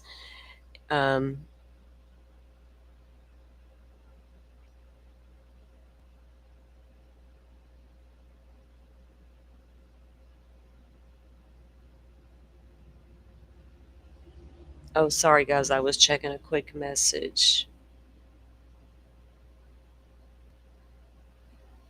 Okay. All right, Butterfly. I just saw that. Not a problem. Okay, guys. So this was a defendant's motion to amend the verdict slip, and this was filed the 16th, which was this morning. It says date filed the 16th. I don't know when they signed it. Let me look. Does it even show that? Let's see. All right, let me go to the beginning. It's a 3-page document.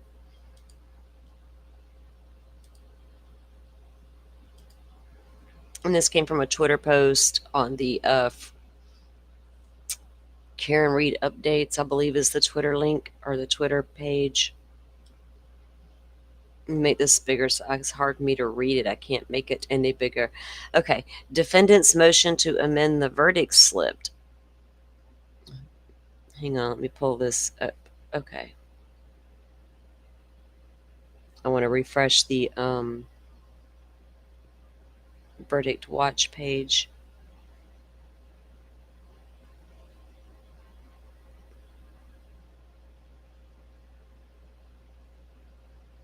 Okay. All right, you guys can see that okay? All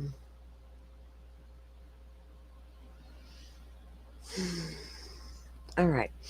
So defendant's motion to amend the verdict slip. Now comes the defendant, Karen Reed, also Ms. Reed, to request that the court modify its jury verdict slip from its current form. Now there was issues in trial 1 with the jury instructions. This is to do with the verdict slip. Ms. Reed submits that the proposed amended verdict slip improves clarity for the jury. I'm sorry, guys, it's like really tiny on my end, and I cannot make it bigger, and I'm struggling because I don't have my actual prescription glasses on. I'm still rolling with these cheap-ass readers because I'm lazy to go to the doctor. Okay. Improves clarity for the jury in understanding its task and reporting its verdicts. The current verdict slip, particularly the slip for court, to risk confusing the jury and thus causing errors. We don't need no errors and jury confusion happening. We do not need that. Argument. Respectfully, the present verdict slip is unclear and otherwise confusing. This lack of clarity and resultant risk of confusion and error can easily be minimized by tailoring and clarifying the verdict slip to better aid the jury in memorializing its verdict. There is no compelling reason not to do so. Specifically, Ms. Reed proposes that the court use the verdict slip attached as Exhibit A, which presents formatting changes, not substantive changes, to the court's verdict slip. The jury has started deliberation. That the jury has started deliberation does not preclude the amendment. Okay, and then it cites a case for that. The court amended the jury verdict slip in Ms. Reed's first trial while the jury was deliberating. They did. They amended the verdict slip while they were deliberating during the first trial. Talk about the chaotic courtroom. What in the world is happening there? You shouldn't have that stuff happening while they're damn well deliberating. That's unheard of. What in the actual? A verdict slip is a tool designed to the said juror, a recognized means of reducing errors in the rendering of an announcing of the verdicts. An announcing of the verdicts? What's that got to do with it? Verdict as a manner of law requires a public announcement in open court. No verdict exists and none was announced. Because verdict slips are tools to aid the jury, their primary goal, in addition to ensuring defendants' rights, should be clarity for the jury in both understanding its charges and reporting the verdict. The current jury verdict slip has the real potential to confuse the jury and cause error, particularly with respect to 2 counts: manslaughter while operating a motor vehicle under the influence of liquor, and its lesser included charges. Now, you got to remember, if this jury thinks he was hit by a car, and they believe that was proven, do they believe she intentionally ran him over? Or do they believe she hit him on accident and drove away? If they think that's the case, are they going to find her guilty of manslaughter? And then you got to say, dang, jurors, y'all believe the blue paint theory? For real? And that botched up phone data we're going to go over here in just a little bit? Okay. Then I'm going to want to talk to jurors and be like, what were you thinking? Please tell me what got you there. Oh my goodness. Manslaughter while operating a motor vehicle under the influence and the lesser charges. Okay. The form does not explain the process the jury should follow while completing it. Shouldn't there just be simplified, like first grade, have a question and put check yes or no all the way down? Let's dumb it down and make it real simple going for A, B, C, D, E, F, G, pick one. Bubble it in, maybe.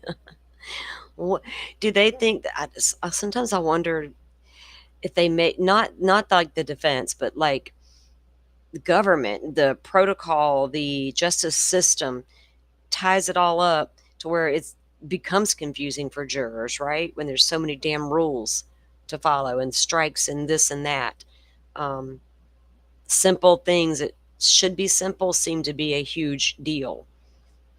Although the court instructed the jury that the form should be completed from top down, the form itself does not provide instructions to stop after the jury has selected a given box.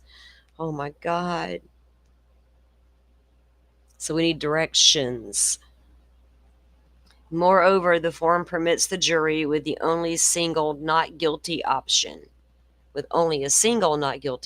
applicable to court 2 in this. Okay, I was just checking the clock. This is an imbalanced presentation, visually favors the guilty opinions and risks creating bias. So there's too many options for guilt, which I can understand that. There's too many options to choose guilt from on different levels, and only one not guilty. So why not murder, guilty, not guilty, manslaughter, guilty, not guilty, break it up and add a not guilty selection to each one. Problem solved. In furtherance of the solitary goals of maximizing clarity and avoiding error, Ms. Reed proposes the verdict slip attached to Exhibit A. The proposed verdict slip has several benefits. First, the form includes clear step-by-step instructions explaining to the jury whether they should stop or continue based on their findings for a given charge. Stop or continue. Okay, so if they find not guilty, stop.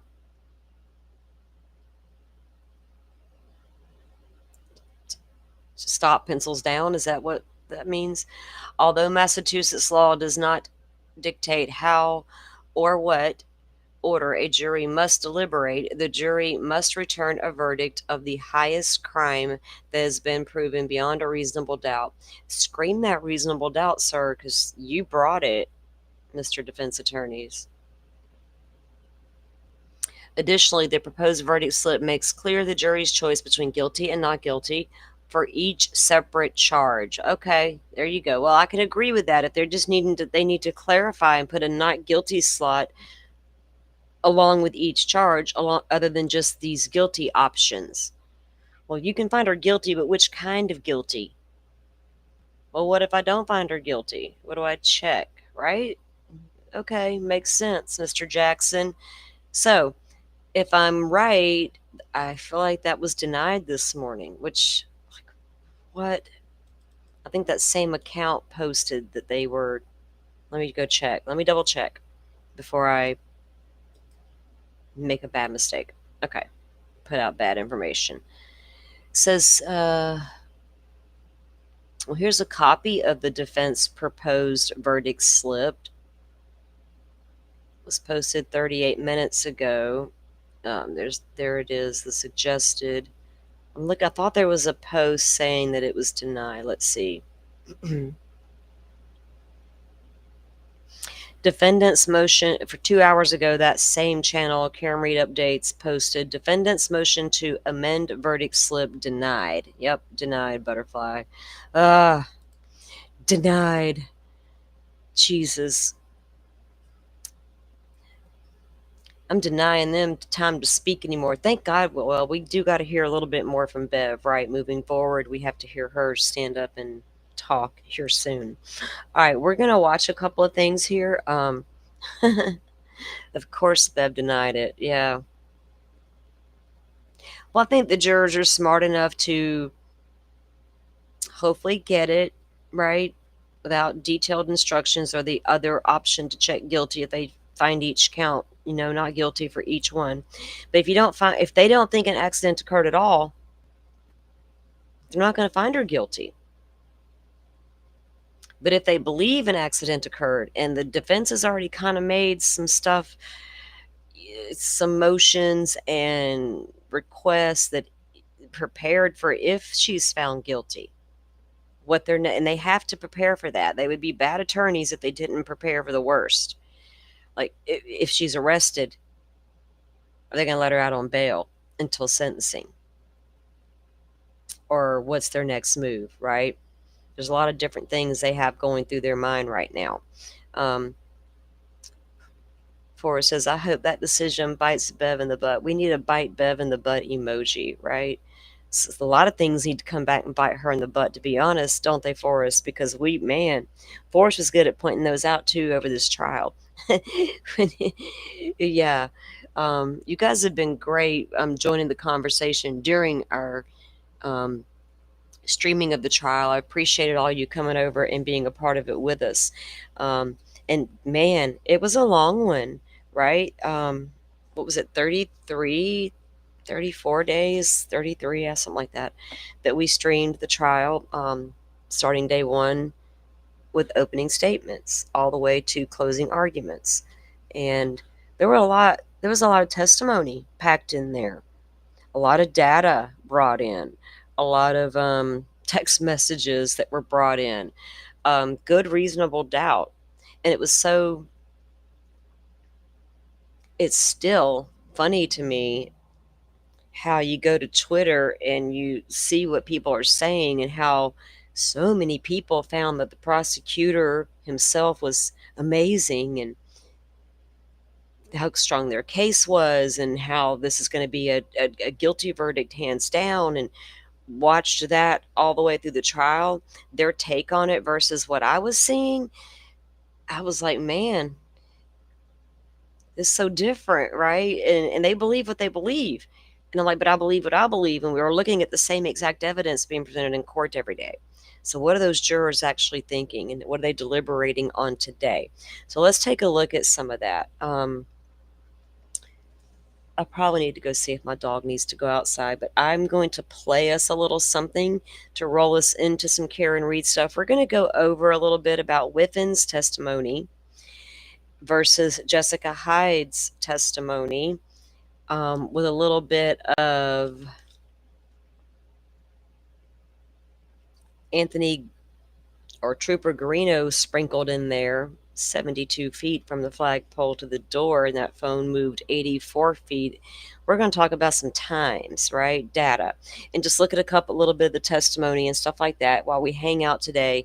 Recap some of the stuff we've seen in the Karen Read case while we're sitting here chilling. And we are watching the clock on the side still. They have been deliberating now for 5 hours, 44 minutes, and 54 seconds. So I do have that up, and I keep refreshing it to keep an update on that, guys, for you. A notification popped down, and I was just trying to make sure I was making sure I had the best updates. So we're going to take a look at some things while we chill out for a little while here today. Welcome in, Unicorn Rancher. Twitter is a cesspool. It can be, but with that said, I've got some really smart friends who hang out on what I call the Twitter. I go on the Twitter and I troll around, but sometimes I comment. Most of the time I don't. I forget to post over there a lot too. Sometimes I don't, but I'll remember sometimes.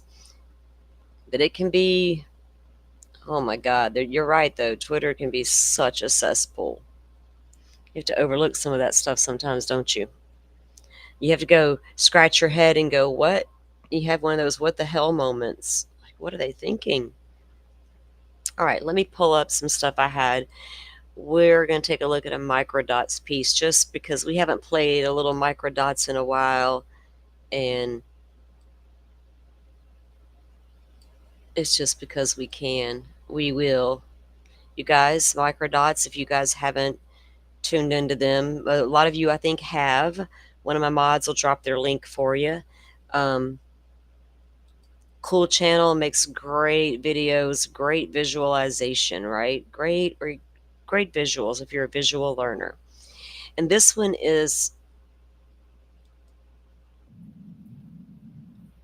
this one's not very long, and this one they have titled, and this one just came, let's see.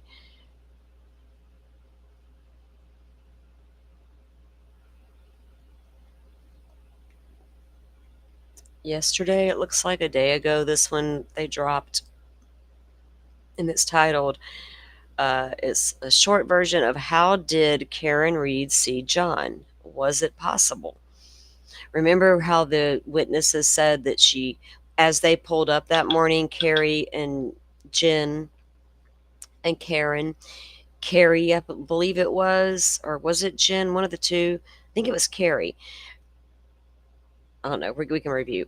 One of them said that when they pull up, Karen's kicking the door and screaming, I see it, there he is. Like she knew where he was, like automatically knew where he was. Or like, when they claimed they didn't see him, but she did. I think this is what this is going to talk about. So while this is playing, I'm going to go run and let my dog out real quick. Let me mute I will mute while it plays. 3 a.m. Karen Read called Jen McCabe and then Kerry Roberts looking for John. The three would ultimately meet at John's home at One Meadows at 5:46 a.m. After seeing he hadn't returned, they would take Kerry's vehicle to go out looking for him.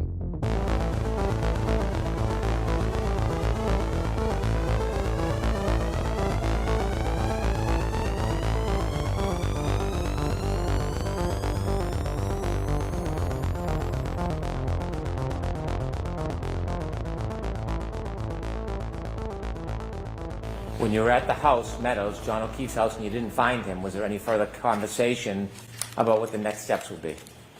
I said, let's go. He's not here. But I didn't know where Jen's sister lived, so we got into the car. Jen was in the passenger seat. I was driving my car. Karen was in the back seat.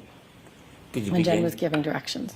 Jen said, my sister's house is right up here. And I said, okay. And as we approached the house, Karen from the back seat is now screaming, there he is, let me the F out of this car. And she's out kicking the back door to get out. When you heard the defendant scream, there he is, and started kicking the car door, did you see anything? I did not. Did you see anybody? I did not. Did you look? I looked. One of the claims used to argue Karen Reed's guilt is that she spotted John's body in complete darkness, something Kerry and Jen failed to do. The implication is that she must have already known exactly where he was. We were looking on both sides of I was looking on both sides of the road in case he was walking home. The first thing to examine is the mindset and expectations of each woman. At this early stage, Kerry was focused on navigating poor driving conditions. She had no reason to suspect anything was seriously wrong. She was expecting to find John walking along the road, not lying lifeless in the snow. Could he have gone there if he was walking home? I don't know. But most of her attention was on driving. I told her to shut up several times because I was trying to drive and I couldn't concentrate. I told her to sit back and buckle up. Because she needed to focus on driving because the conditions were that bad. Bad driving. I didn't want to get into an accident and her not have a seatbelt on. As you began that drive to Fairview, was there anything that you were doing on the way? Yes, I was just kind of looking out the window intently to see if I saw anything. What were you looking for? I guess John, which I know it sounds crazy, but I didn't know where the hell he was. Jen McCabe, on the other hand, is widely believed to have had prior knowledge of John's location. She wasn't about to be the one who found the body. Even if she tripped over it, she'd have looked the other way. In fact, she seemed to be trying to delay going to Fairview. The plan was to get into Carrie's car and to go and look for John. I wanted to go thinking, let's go to Tom Beatty's, but Miss Reed was pretty adamant that we go to Fairview first. Who made the decision to go to Fairview? Ultimately, Carrie said, all right, we'll go there, almost like to shut her up. Karen is the one who insisted on going to 34 Fairview, something a guilty person would never do. With Kerry focused on driving and casually scanning for him alive and walking, and Jen in full-blown panic mode, trying to game out what was going to happen when they arrived. Karen was the only one actually looking for John, possibly injured. And as we approached the house, Karen from the back seat is now screaming, there he is, let me the F out of this car. And she's out kicking the back door to get out. When you heard the defendant scream, there he is, and started kicking the car door, did you see anything? I did not. Did you see anybody? I did not. We've already established that Kerry was expecting to see John walking, upright and moving. So when Karen suddenly says, there he is, Kerry doesn't see him. Not because he wasn't visible, but because she wasn't looking for a motionless body lying in the snow. Her brain wasn't even calibrated for that possibility. Were you looking? I was looking. She said, there he is, so I'm looking around. Kerry even shows us how she was looking, and it's straight out to the side, not down on the flat ground. To see where he is. And you could see nothing? I did not. Carrie, she screamed, stop, so Carrie stopped pretty quickly. There he is. She could have kicked the door, like, let me out of here. And when she was kicking the door, what were you doing? I was just like, what the heck, what is going on? Jen claims to have no idea what was happening. A proposition that just became far less likely after testimony from forensic scientists who had determined there was no accident, shifting the blame directly onto the people inside the home. Her friends and family. And then I unlocked the car.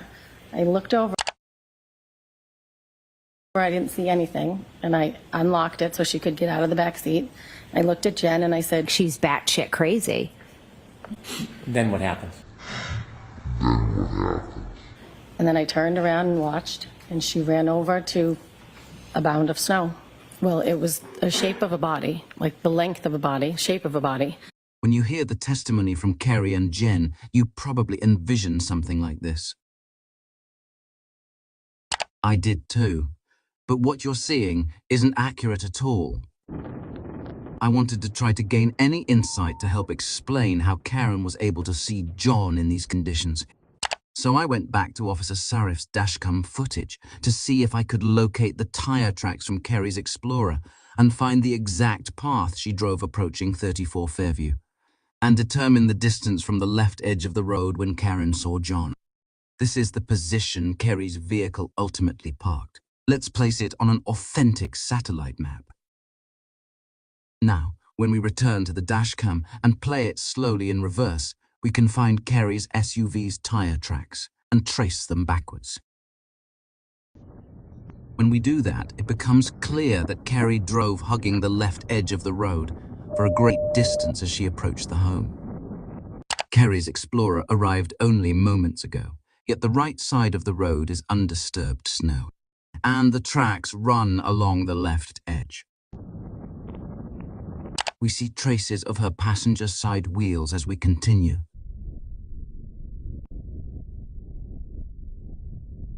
The right side of the road, still no tracks at all.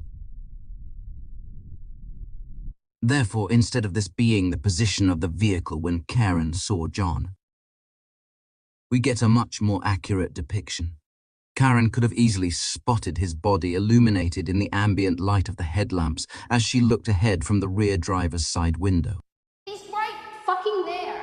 Called out for Carrie to stop, bringing the SUV to its ultimate destination. In fact, the Ford Explorer had a very similar view of the area as plow driver Lucky Loughran, except coming from the other direction. Both passing about as closely as possible to the curb. And John's body.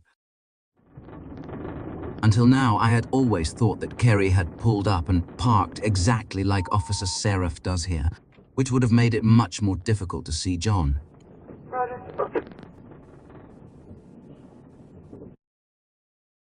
However, by examining the video closely, we can see the right side of the road is clean, at least all the way back to where the fence begins.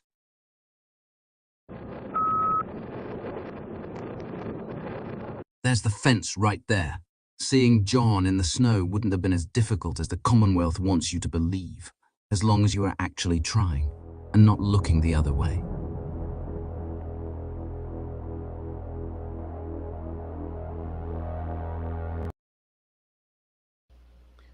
Don't look the other way.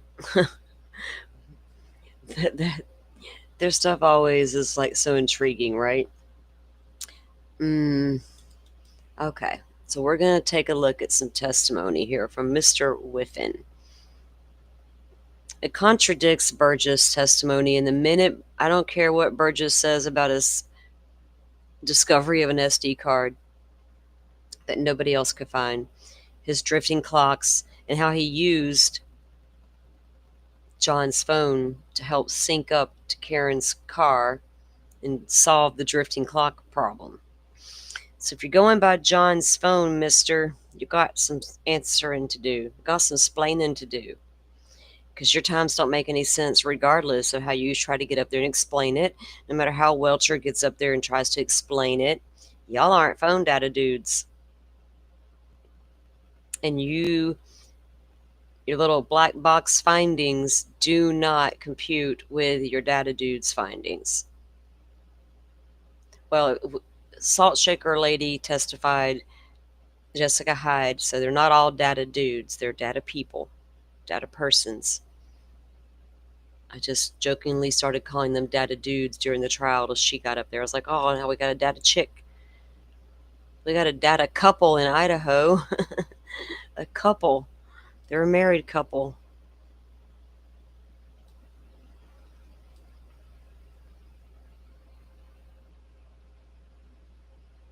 Okay, let me get this up. And this is brought to us by the Trial Channel. Trial Channel has done some amazing stuff with this trial because they have really done a great job at putting together the different testimonies and doing great timestamps and work on that. Miss Shorty's used their content. I've used it here and can't appreciate them enough for what they've been able to sit down and do, because it sure helps out a lot. I appreciate you guys. We're going to have the link in the chat for them as well. And you can go over and take a look at different testimony if you want to go back and review even different trials, right? There's a lot of different content there for different trials. So you can go over and take a look at testimony if that's what you're into. It's always interesting to go look at different testimonies. Thank you, Butterfly. Okay, so this is Ian Whiffen. And Whiffen wasn't he with Celebrate? Which Jessica Hyde didn't do no favors for Celebrate. He didn't by, saying they deleted this and that. Well, they didn't delete the actual phone data they were reviewing or analyzing. They deleted a program that they no longer found relevant and didn't use anymore all of a sudden midstream. But Hyde absolutely knew that the other two companies were still using that. In fact, one she used to work for, they were still using the same program, but Celebrate all of a sudden wasn't. That was the problem. And being honest, Celebrate does a lot of good work in a lot of cases, so I can't just go all holy grail on them. But if I'm going to believe the stuff they have, it's not jiving with what the accident people, reconstructionists, I can't even call them accident reconstructionists, Burgess and Welcher, insurance guys, insurance accident reconstructionists. That's a better way to put it, insurance accident reconstructionists, because that matters. It does in my eyes. Okay, so there were a lot of testimony in this case that just went on and down the line with times, right? Just spitting out times and testifying to this and that happening. And the one thing I noticed when this guy was testifying and was how he honed in on how when he was analyzing the phone for John O'Keefe, okay, I was making sure I'm refreshing the side stream, guys, to keep an eye on the court. So when he was analyzing John O'Keefe's phone, he got to the point where he talked about the phone being in movement, like headed from the waterfall to Fairview. And once that phone arrives at Fairview, he starts talking about the accuracy of that phone and how all of a sudden we got within 5 feet. Now we have accuracy. All of a sudden, no wait, now we're down to low accuracy. Now we're all within steps and seconds of each other. Low accuracy, high accuracy, bouncing all up and down, all over the place. And I thought, well, how are you getting an accurate reading then if within a matter of minutes within that flagpole region you got an accuracy just bouncing all over the place? Can you explain that? And nobody honed in on that and really questioned that.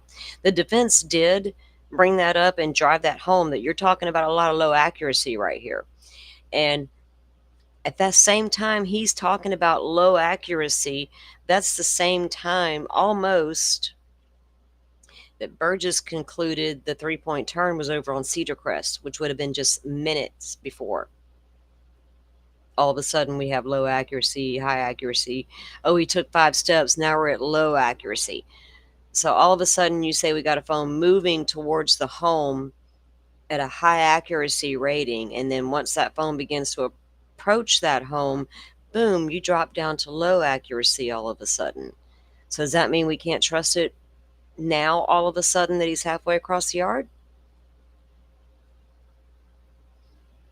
This is the kind of stuff I'm wondering if the jury's back there deliberating right now, because I would be bringing all that up if I was them.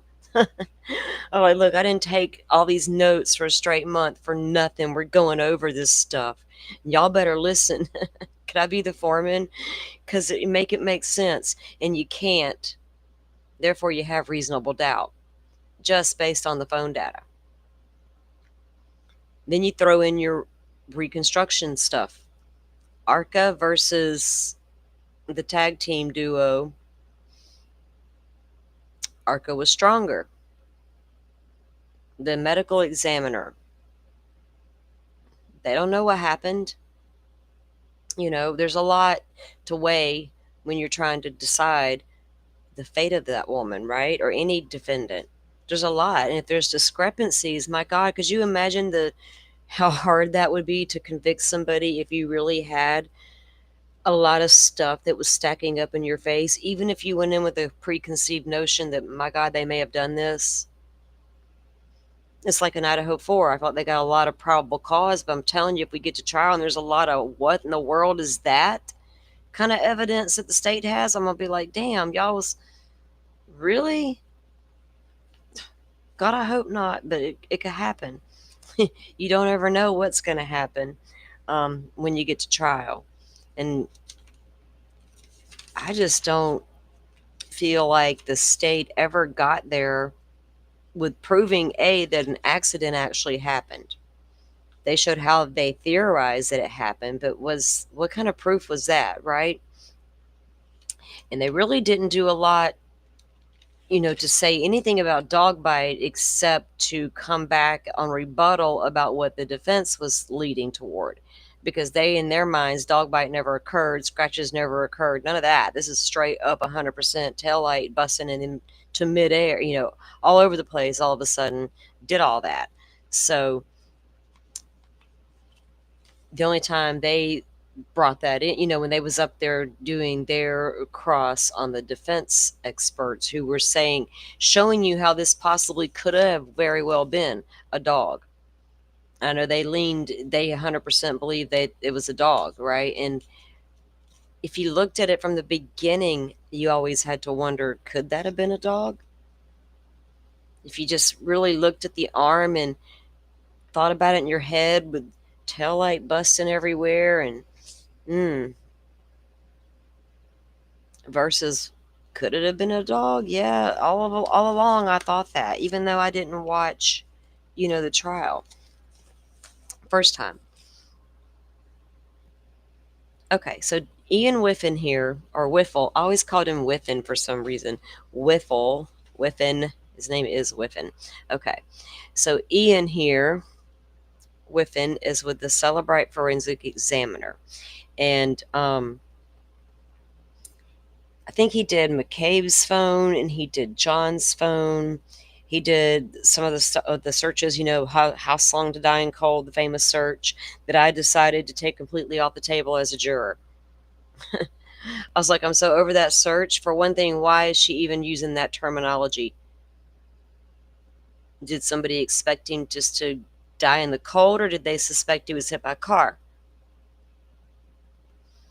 That's a weird search to have. I don't care who you are, what time you conducted that search. The phrasing is weird. How Long to Die in Cold. I think my friend was hit by a car. He's been in the snow all night. Could he die? I mean, come on. There's a million things you could have searched besides that weird phrase. We'll give you a pass on you misspelled it. It was cold and all that. And medical condition. I can excuse that part. How long to die in the snow? Weird phrase to search. But nobody can tell me what time it was searched and be dead accurate with that information because it's a discrepancy. I don't care about being in the background, pulled forward all of a sudden, blah, blah, blah. That search don't matter because all those weird text messages she had with her family about that guy going in the house and all that, that makes up for that weird search nobody can prove. I just remember that's a weird search. If I'm the juror, that's what I'm thinking. That's a weird shit to be searching, lady. Oh my God, YouTube crashed on your phone. Oh. Well, I hope it works out and you get it fixed. Okay. We're going to play a little bit of his testimony and let it start and listen to some of the times he says. We're not going to play, let's see. Let me get to the part that I need to get it to. Sorry, I had to pull out some of my old notes as well to go with my current notes so I'd know what I was talking about or pretend like I knew. Okay.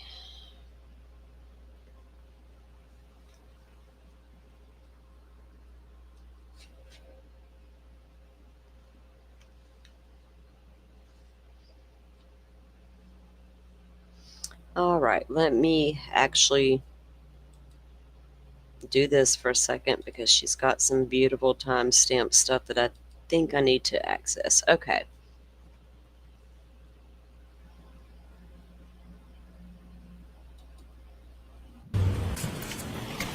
May I, Your Honor? Yes, please.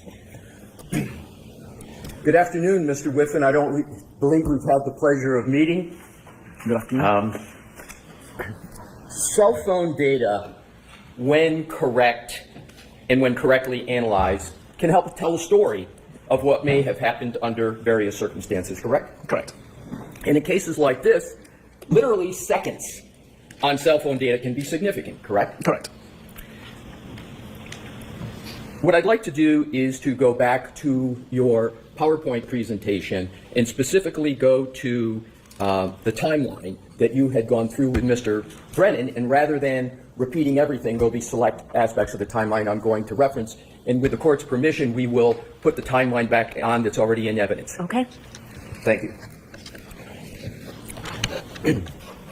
So what I'd like to do is to start with page 70, which we have is 78 of the deck. If you could, Mr. Wolf, go to that.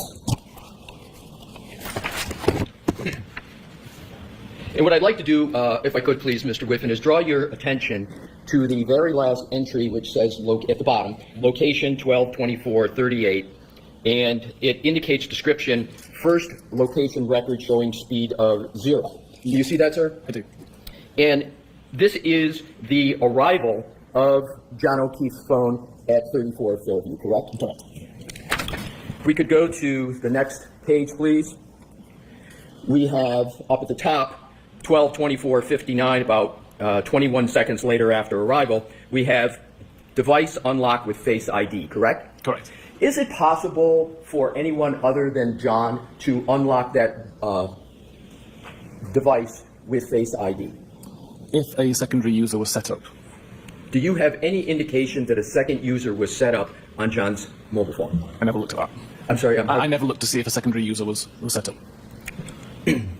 In terms of the next entry, 12:25:08, it says, read message, you coming here?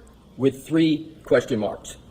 What I'd like to do, because you did not note who that was from, but I want to go back a few slides so we can identify who that message was from.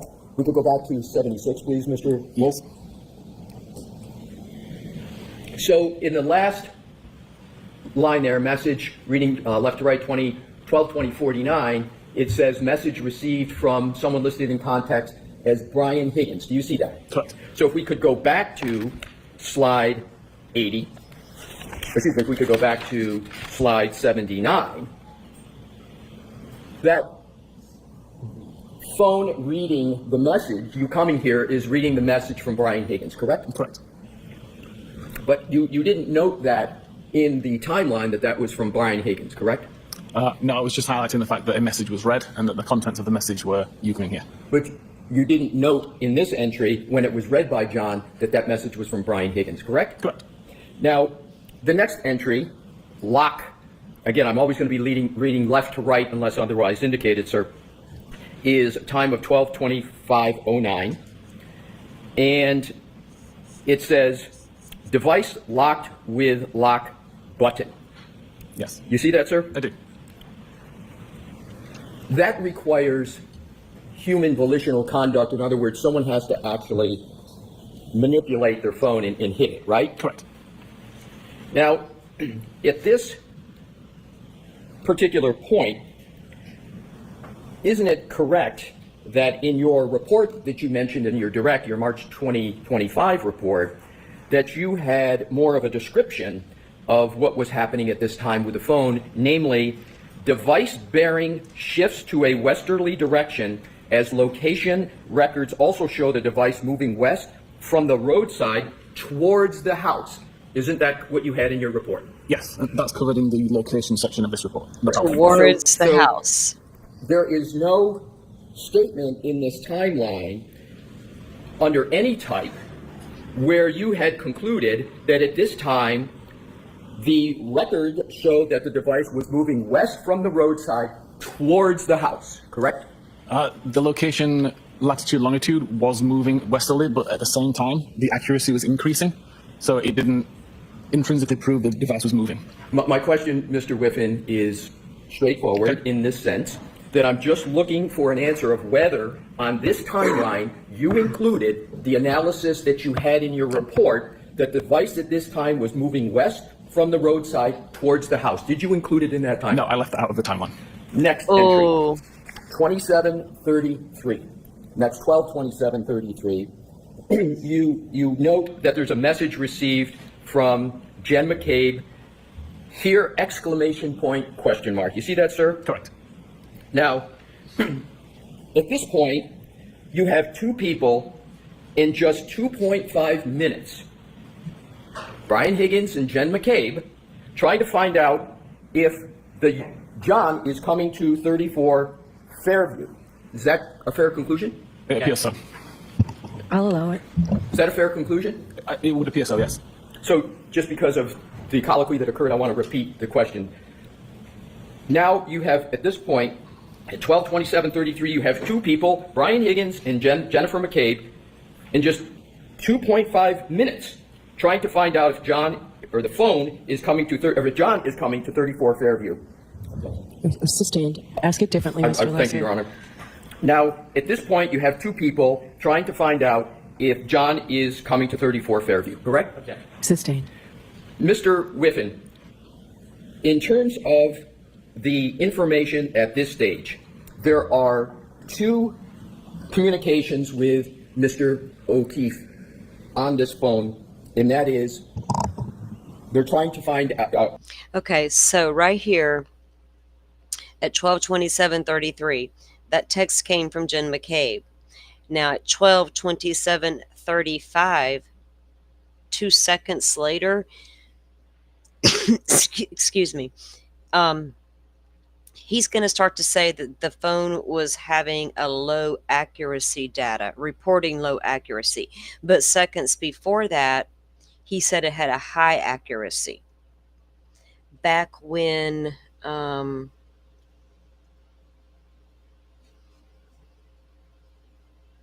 at 12:25:08, when he read a message, "Are you coming here?" And the phone was having a high accuracy rating. And then all of a sudden, 12:25:30, the device was heading west. And then he says it's dropping to low accuracy. Then it's at high accuracy seconds later when Jen's texts come in. And then it's going right back down to low accuracy again. And that's the problem with this guy's stuff. It's always going to be that way with cell phone stuff. It always is. That's why I was paying really close attention when the Celebrite guy was testifying and taking notes of what I have, like an entire page of all these times he listed. And here's the thing. Aperture report concluded for excuse me. At first, Jessica Hyde concluded that at 12:50 a.m., there was no more interaction with John O'Keefe's phone. 12:20 a.m. That is so inaccurate compared to everybody else's data. That right there alone red flagged me to her. Like, what, lady? After all that testimony you gave, that was your conclusion. And it doesn't match up to anybody else's. So take her off the table now, right?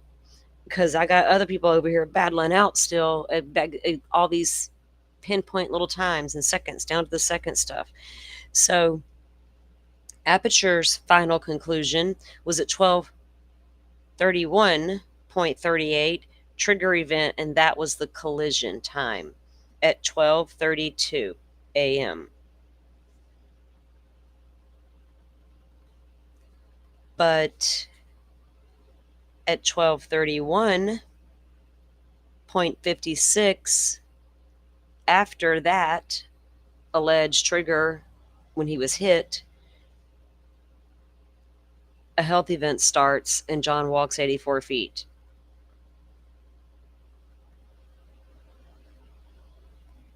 And then it goes on from there. At 12:32:04, his phone was unlocked. This is according to Whiffin's testimony.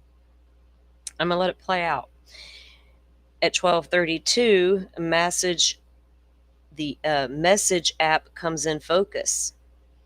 At 12:32:09, the device is locked for the last time. 12:32:09. At 12:32, and that becomes into the pocket state kind of thing.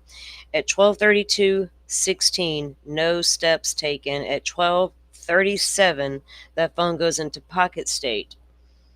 But Aperture says trigger event 12:31. That's a major discrepancy between your data guy here and your accident reconstruction timeline. Dead man walking? I hope the jury's debating that stuff.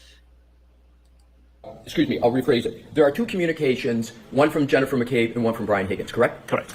Now let's go to the next deck 80, please, Mr. Wolf.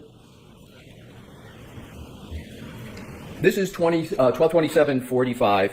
Device unlock with Face ID, correct? Correct. And then right under that is 12:27:48. It says read message, which it says here. And is it correct that that is the message that was sent by Jennifer McCabe? Correct. I'd just like to point out it says read message, not read message. Read message, thank you. And that, the fact that Jen McCabe sent that message and that it was read was not indicated in your timeline at this point, correct?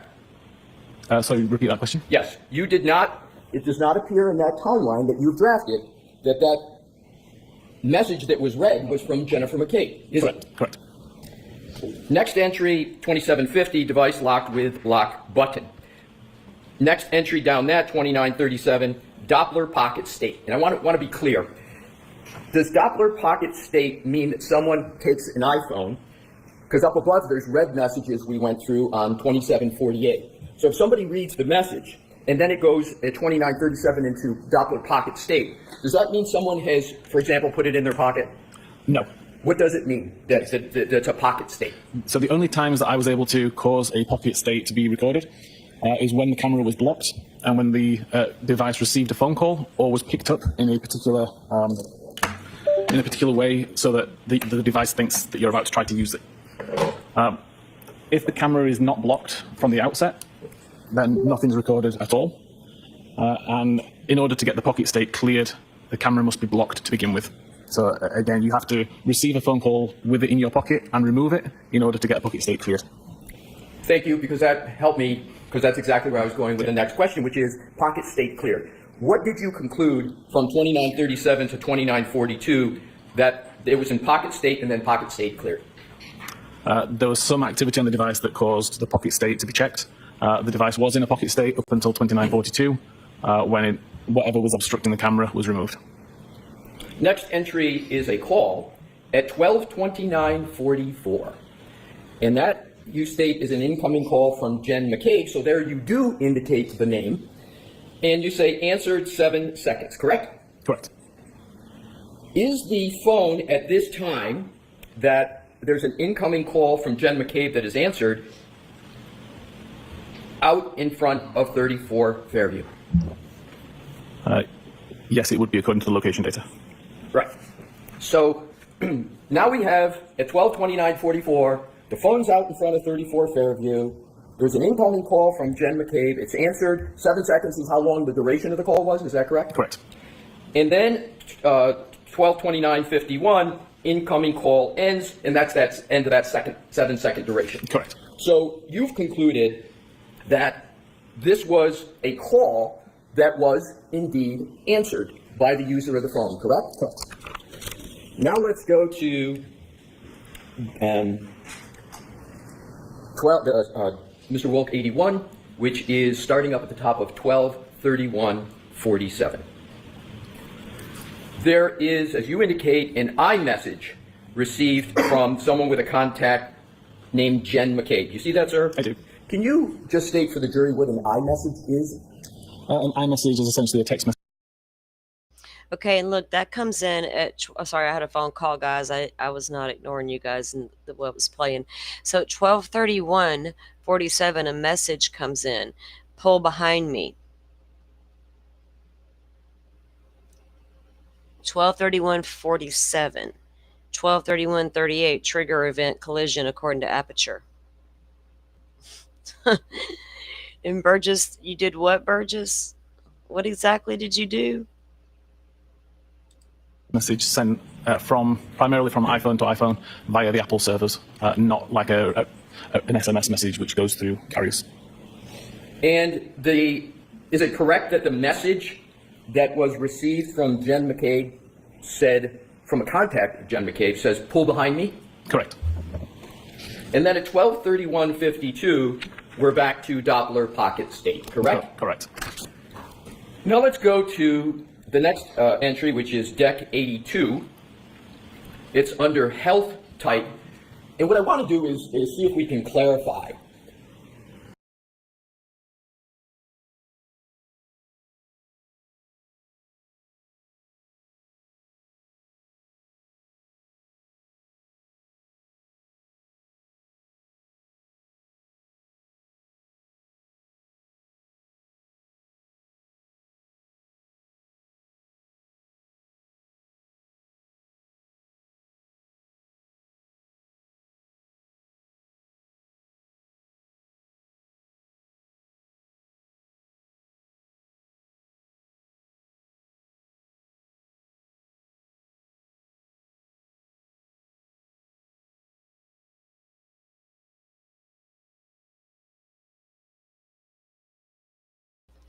I was on mute.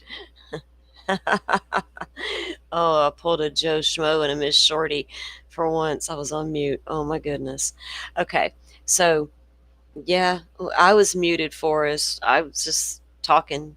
Okay, but you'll notice again, it says the health data, the health event started with 36 steps.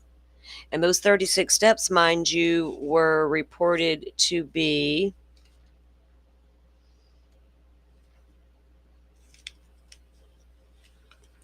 what was it in exact like meters? 24.5, and it was like 87 or 84 feet. So anyway, 12:31:56, the 36 steps started. But Aperture, again, 12:31:38, collision event, right?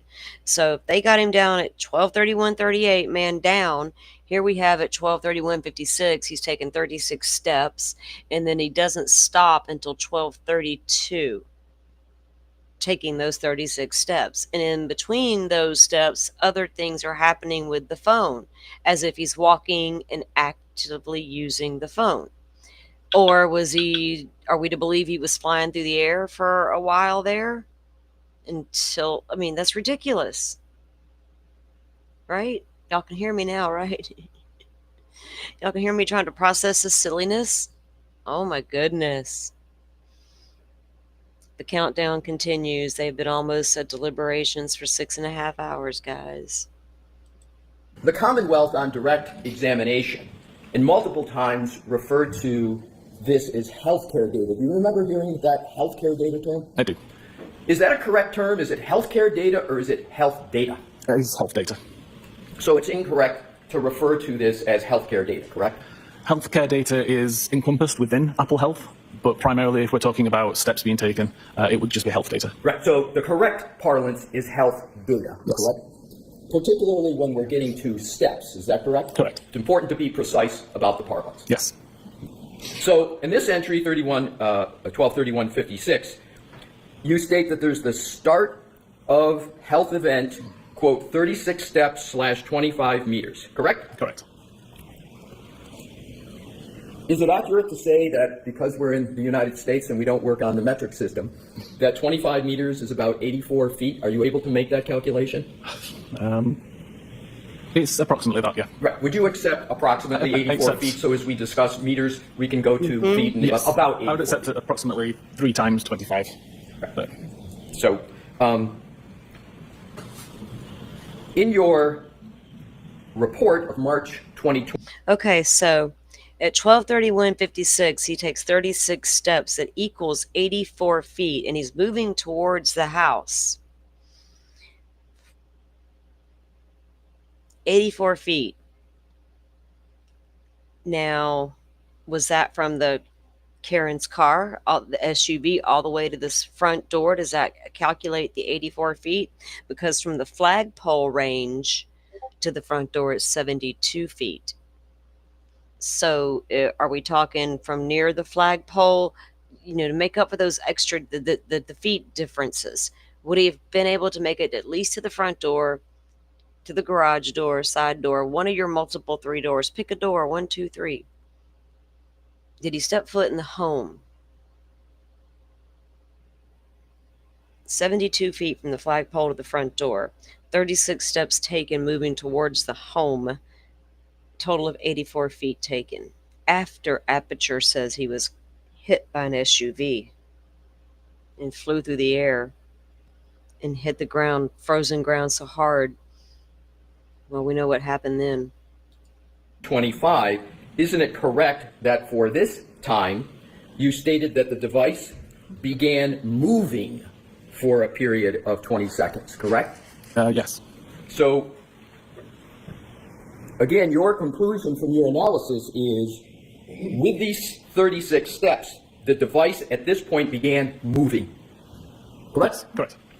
Next entry, 12:32:03.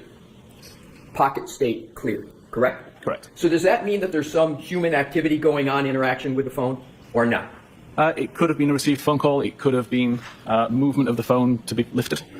But something has happened. But something's happened, yeah. Next, 12:32:04, device unlocked with Face ID, correct? Correct.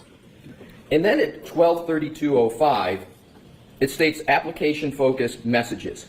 Yes. Can you clarify what that means in terms of what is happening with the phone for the jury? Yep. So at 32 minutes and 5 seconds, the messages application was in focus on screen. So it was the application that was being used by the user at that time. Now, the next entry is message 12:32:06, and it states read message, quote, pull behind me, close quote, correct? Correct.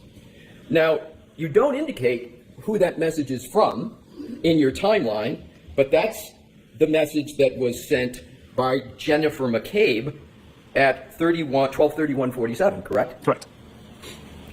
Next entry is application lock at 12:32:09, and you've got here end application focus, and then you say device lock with lock button for the last time, correct? Correct. So that's again pressing the side button on the iPhone that locks it. Correct. And that requires human conduct, human interaction with the phone, correct? Correct. And then the next entry under health data at 12:32:16, that is 7 seconds after the lock. It's the end of the health event of 36 steps, 25 meters, and as we agreed, approximately 84 feet, correct? Correct. So,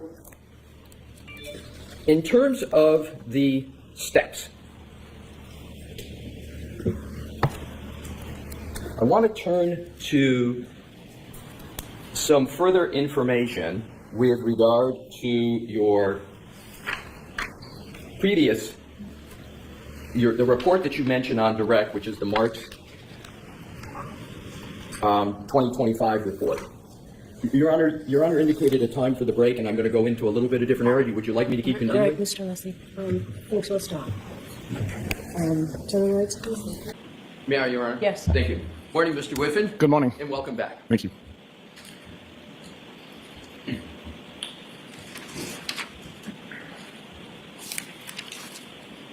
May I approach, Your Honor? Yes. Thank you.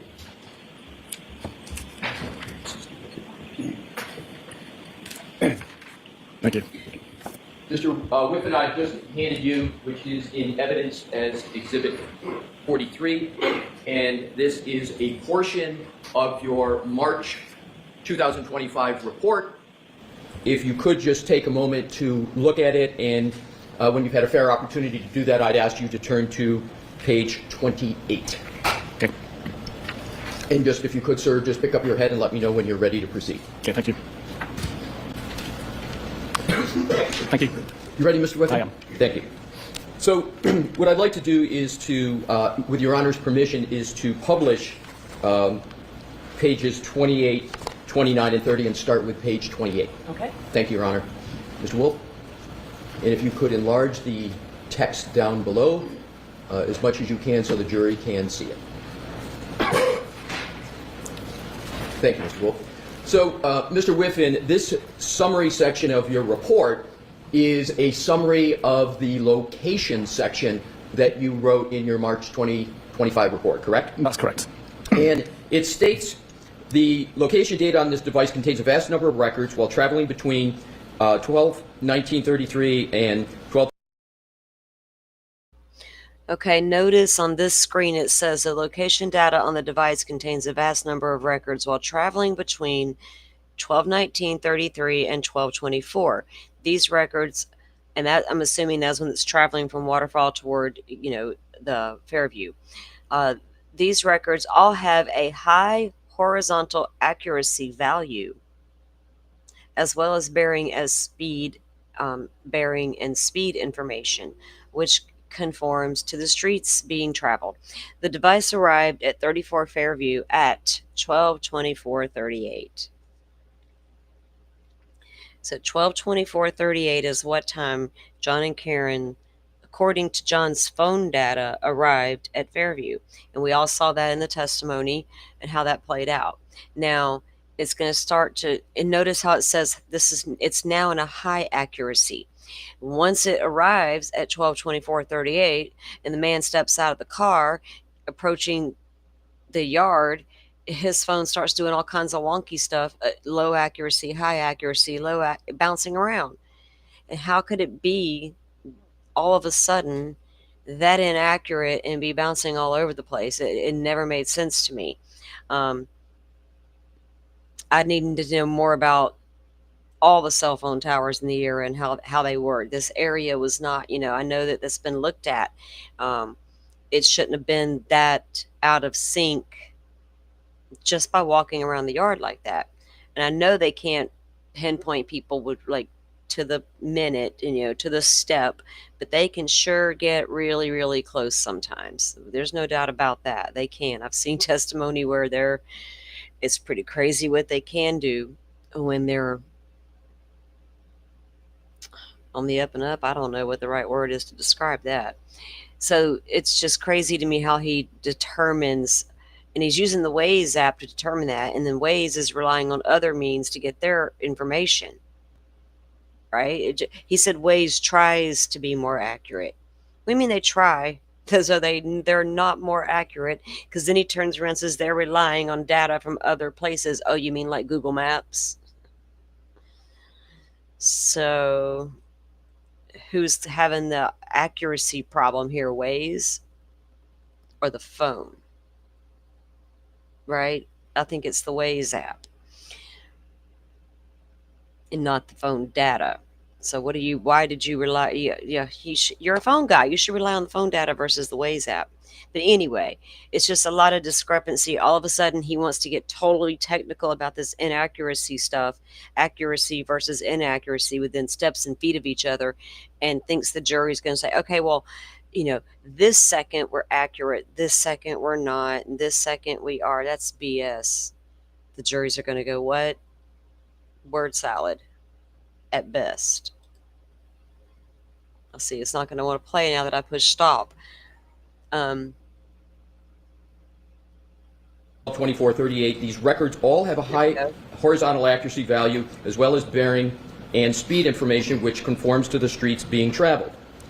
Next paragraph. The device arrived outside 34 Fairview at 12/24/38 where it remained static for about 30 seconds. Do you see that, sir? I do, yes. And did I read that correctly? You did. Did I read that correctly? Sorry, yes, you did. Yeah, so at the end of it says, show the device moving west from the roadside towards the house. That's what you wrote, correct? Correct. I would like you to, Mr. Wilk, if we could switch back to the timeline of Mr. Whiffen that we had published yesterday in Deck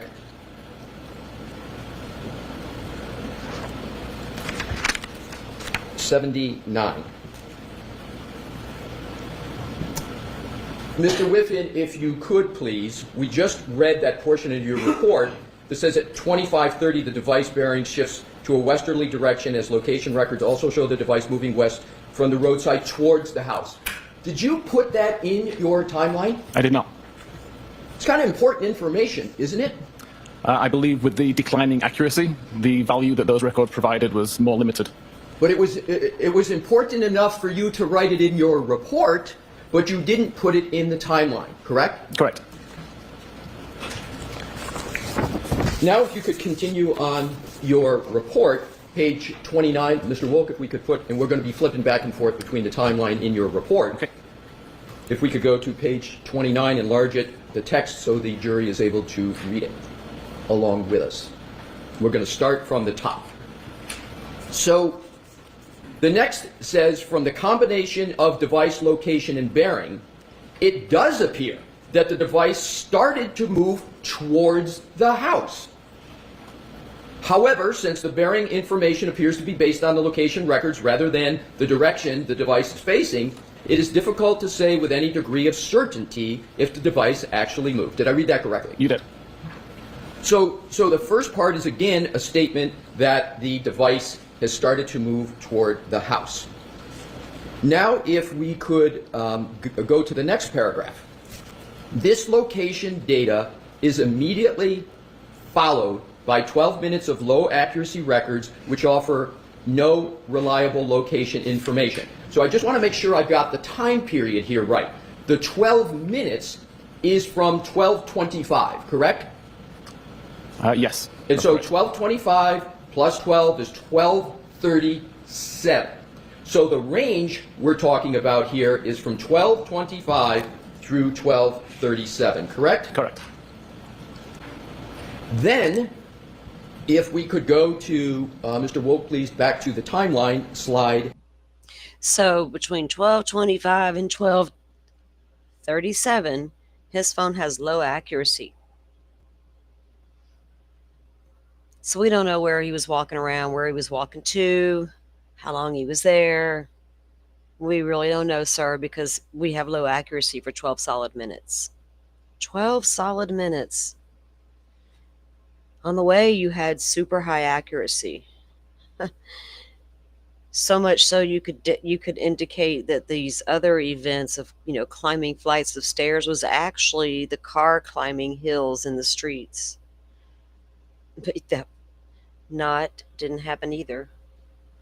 Butterfly was reporting they are currently at lunch. The jurors,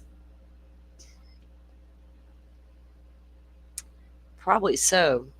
It's like 2 o'clock for them, almost 1 o'clock for me, Central, so it's 2 out on the East Coast.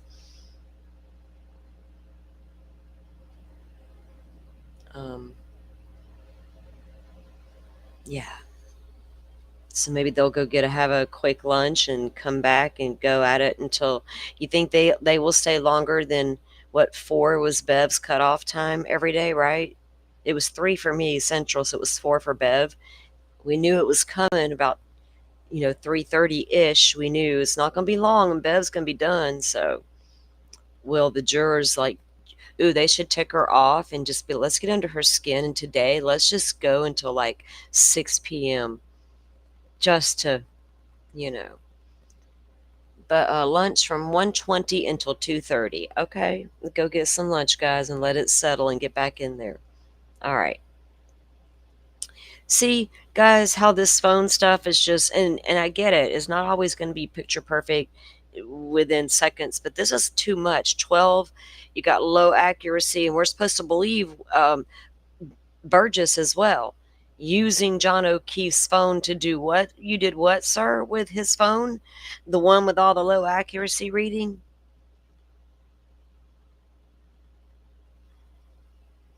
Wow, they should have hired a data tech specialist to work for the defense and been like, wait a minute. Not only do you need to go in there and point out your third-party culprit suspects in your alternate scenario that makes a whole hell of a lot of sense, but also point this out right here. This is huge. Salt Shaker says 12:20. Other people, Aperture, say 12:31. Hell, that's a whole 11 minutes after she says he stopped moving, or the phone stopped having anything done to it. So Jessica Hyde says 12:20. Aperture says, well, 12 minutes later, he's over here, getting hit by the SUV. In 12 minutes, we also have a low accuracy reporting thing going on. No. Okay. That's enough right there. To me, if I was a juror, that's enough to stack on my what stack, which is now going to help go to probable cause of, or not probable cause, but reasonable doubt. Because if I'm to believe all this Celebrate data about all of the, and not only was that phone walking around the flagpole, man, it was receiving text, it was sending text, it was making calls. It received a bunch of calls. They used it to indicate when the 3-point turn on Cedar Crest occurred at 12:23.58. 29 meters of flight climb recorded at 12:24. Although that flight climb was recorded second before he arrived at Fairview, which was weird. Device unlock. It goes on and on and on. They made all these times laid out. And so I think that would be something the jury should really be evaluating. What do you guys think? Is all that too much of a, just the stuff we just looked at and talked about with the 12:31 crash? But no, the phone is still doing all this other stuff and moving around. It doesn't make sense. 82. So I want to discuss with you the very top entry, Health 12:31:56, where you have the entry, start of health event, 36 steps, 25 meters, and yesterday we agreed 25 meters is approximately 84 feet, correct? Correct. And that is what you have in the timeline. Let's understand what that means. At that time period, 12:31:56, do you recall writing in a March 2025 report that the device began moving for a period of 20 seconds? Related to the location data, I believe? Yes. Yes.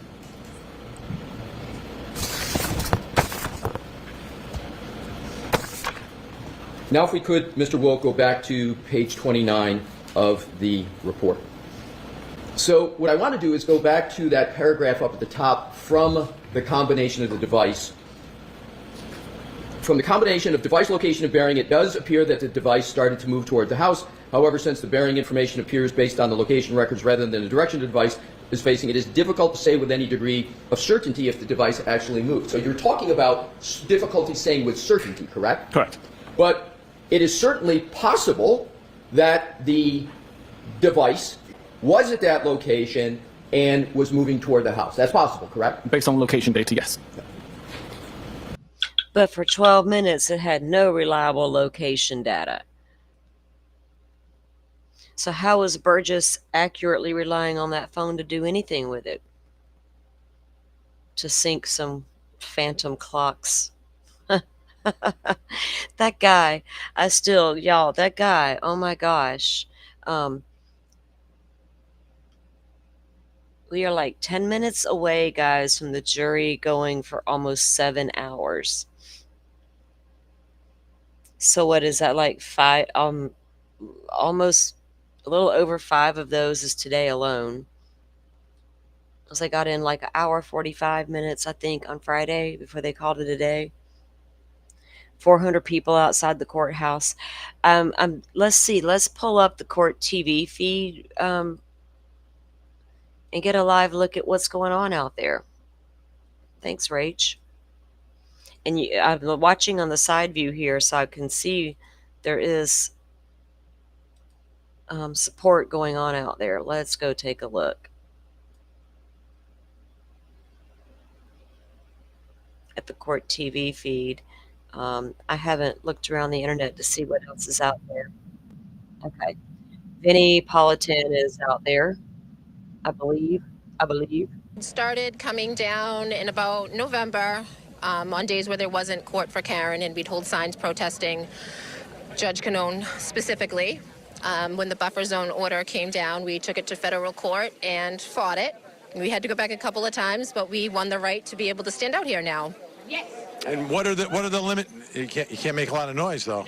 That's one. So what are the limitations that you have being in here? So we can have certain signs and shirts. It's a little confusing. I do know that we cannot have anything that says Free Karen Reed on it or FKR, but we are allowed to wear like the Jackson Yannetti shirts. I was told that we can't have Justice for Officer John O'Keefe stuff in here. You can. You can, is what I was told. I could be wrong, so don't quote me. It was mostly just like Free Karen or anyone directly, like you can't have anything targeting the witnesses. So it's a lot. How has it changed? How's it changed things here? I think it's great. I love it. I'm so happy to be here. Like, seeing everybody here is just, it's so worth everything that we did. Like, I'm just so happy everyone's here. There's like at least 1,000 people here. Have any of you ever been involved in anything like this before? Last year. Any sort of... Comedians here too, right? No, but before this case, had you ever gotten involved? No, nothing. This is the first time ever going to protests and standouts and coming to court all the time for something. Just, it's crazy. It's So what is it? Like a lot of people have that question. People watching from around the country are wondering, why are they all here?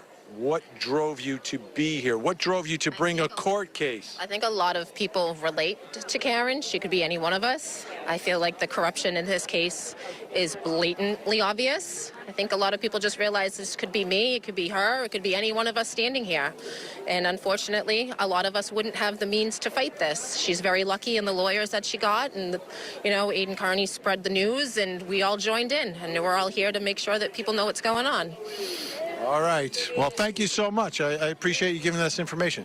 If you look around, it's not that we are talking. It's that there was a moment where some of the lawyers showed up, so the crowd has gotten bigger and bigger. The intensity is building up. The anticipation is building up. So, Julia, as we stand here, I'm just going to stand still for just a second. As we stand here, I don't know what this moment is going to be like when word spreads that there's a verdict, but we'll just have to see. And we'll be here for that moment when it happens. And I know how everyone standing around here feels about the case, but we'll see. But they should not be making that noise. That's one of the things they're not supposed to do. Julia. Vinny, wow. You cannot get closer to this trial than you there in the middle of it all. I don't know where anyone else can watch the coverage that we have for everyone. And I saw someone with a shirt that said Yannetti and Jackson. I mean, this is a trial that even the lawyers have become celebrities to the people there. Our thanks to Vinnie Politan for that report. Let's bring in our guest who is standing by this hour. Trial attorney and federal litigation attorney Mackenzie Joy Brennan is with us. Mackenzie, wow.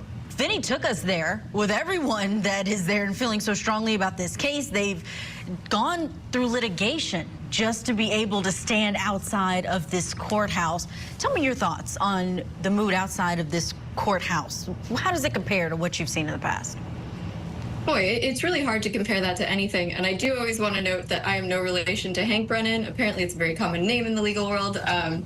But yeah, this is not something like I've seen anywhere else, especially when it's a non-celebrity defendant, that this otherwise is not a high-profile trial. It's just that people really relate to the circumstance that she's in. I mean, I get it. When you're in Massachusetts, I went to school right outside Fall River, actually, and Mass stadies have a very bad reputation. And so you're seeing people in these communities mobilize after seeing potentially generations worth of abuse from police departments or, alleged abuse, feeling that there's some sort of misconduct that continuously happens in these communities.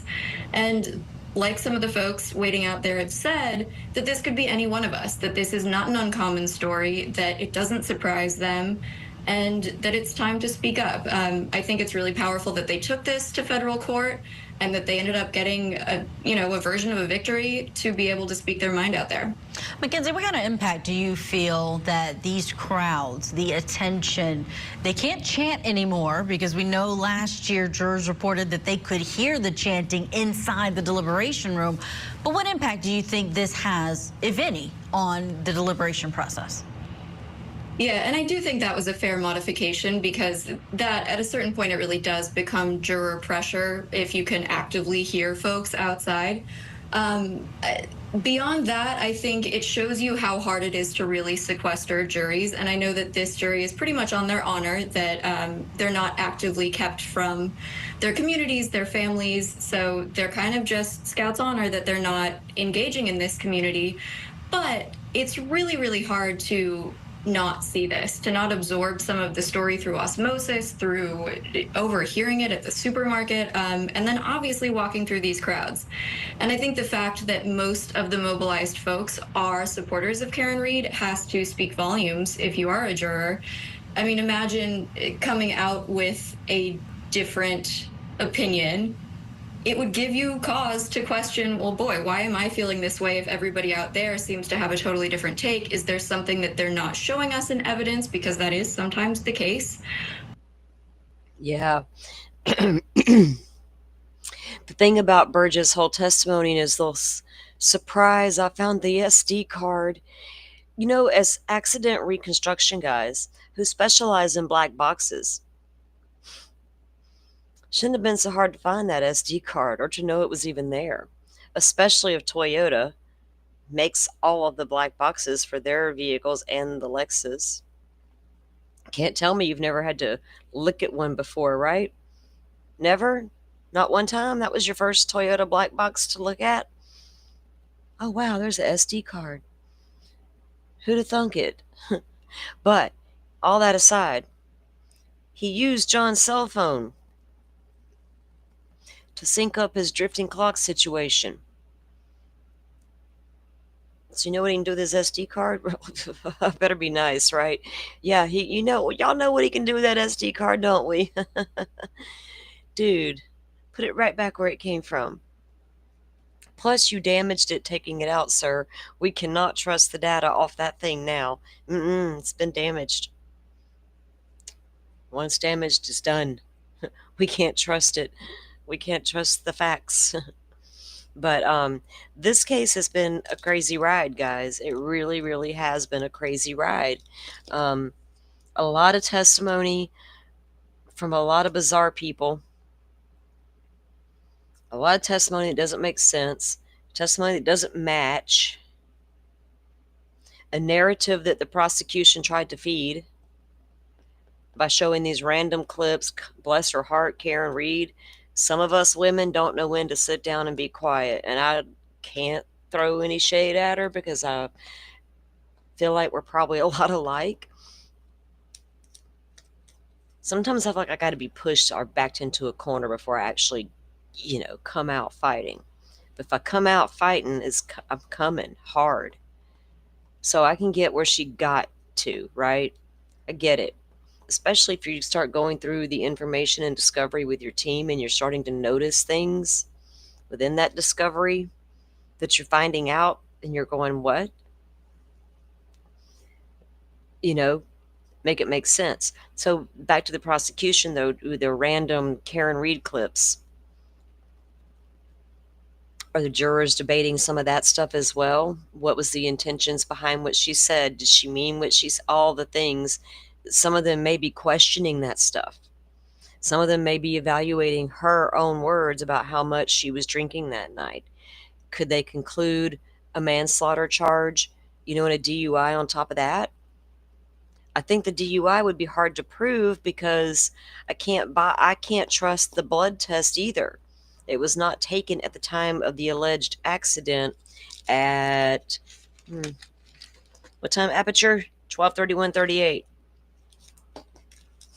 12:31:38. There was no blood test from Karen Read pulled around that time frame within the hour.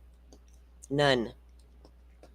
So I can't trust the blood test that was taken hours later because I'm a logical individual and I understand that by the time you took that blood test, her intoxication level was probably a lot lower than it was at the time of the alleged incident. It's usually how it works.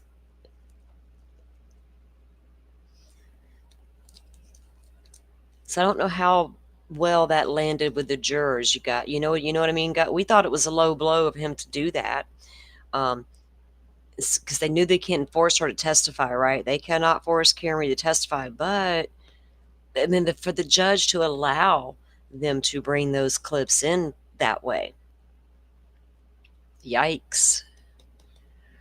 I don't know what the law on that would have the rule. I didn't study the rulings on that, but is it like, well, she went out and talked, so it is what it is? Ugh.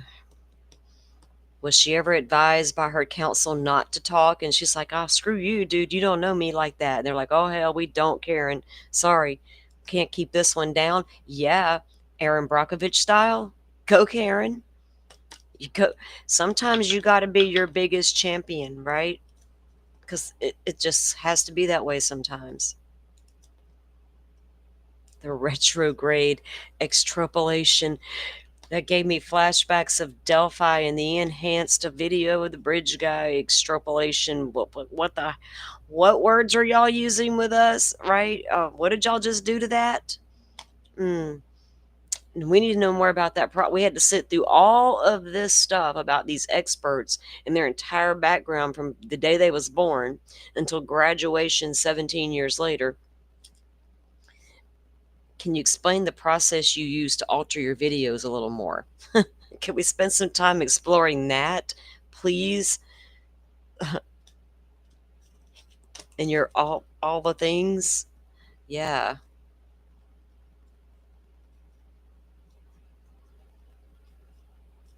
Well, Butterfly says that she could have continued to drink when she got home, but she could have, but there's no end. Well, she did. She didn't talk about it, but we know Higgins sure did, right? Shoot, Higgins left the party because there was no whiskey. All y'all got beer up in here? Peace out. I'm going to go drive over here to the police station and move some vehicles around and bizarrely walk into the building and do something shady. What's her name's going to see things later on, and yeah. Weird. That whole situation was weird. Then he went home, right? And once he got home and got in his easy chair, he had him a few more shots of whiskey or a few more drinks with whiskey. So they didn't take Higgins' blood alcohol level because he had to move that Jeep with the plow attached at some point. Jen saw it, she said, right out the door. Parked right there with Karen Reed behind it. That's not what Nagel said, though, right? Nagel had something completely different to say. They're coming into the intersection, same time Karen's coming because she turned around at Cedar Point, did 3-point turn because she passed Fairview. She goes down, turns around, makes her way back to Fairview, comes into the same intersection at the same time as Nagel and Ricky. Ricky flashes his lights, and Karen goes first. Heather sees two people in the vehicle, a man and a woman, in the SUV. SUV turns onto Fairview. They fall in behind. They pull up and they never see a Jeep. But Jen swears that she saw that Jeep out there. So could the Jeep have hit him, like clipped him? Talking about clipping people, shoes. Could he? We would never know. We can't pinpoint when that man's Jeep left that property. And we don't know what his blood alcohol level was like that night. Apparently it was feeling pretty good over there peacocking over there at the waterfall. He was having a good old time, wasn't he, guys? Partying it up over there. So they are still deliberating, or they're still at lunch, right, Butterfly? Still at lunch. Let me take a look at something, guys.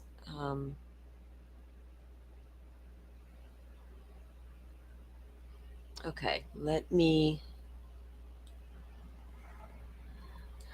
I do plan to keep an eye out for the proceedings, obviously. And if they get a verdict, we're going to go live with the verdict. I will be back. We will definitely, I'm going to make sure I have everything ready, set, go kind of thing. So if they do get a verdict in today, we can come back live immediately. Same thing for tomorrow. We'll do a live tomorrow. I still want to do a deep dive into the Stefan Stearns docket. There's been some movement over there in that case and some documents. I spent the weekend going through the documents over there, highlighting ones I think we need to talk about based on law and things of that nature that I want to go over. Y'all know how I like to look at these documents. So I'm going to do that probably tomorrow. And we'll, of course, be on verdict watch while we're doing that. I am checking. It looks like we have had new documents drop in the Idaho 4 case. I didn't check this morning, and it looks like it's just a bunch of motions to seal. Just what we love to see in that case, right? Looks like 6/9, June 9th, these were filed. Motion to seal the state's motion to amend a witness list and a supplemental expert disclosure. Motion to seal the defendant's reply. Motion to seal defendant's reply to the state's objection to the defendant's offer of proof on the alternate perpetrators. So that's the motion to seal the defendant's reply, because the state objected, of course. The defense has now replied, and all that's under seal. And that portion of the hearing in 2 days on the 18th won't be televised, the alternative perpetrators portion. So all that's under seal anyway, and it's a shame we won't see or hear anything about what that might be unless the judge decides to give us something out of that, which I don't know if he will at this point. He's a little aggravated. Order sealing state's motion to amend the witness list. So that's all it is they're sealing witness list and all that. They know I'm going to deep dive those witnesses and go look at them.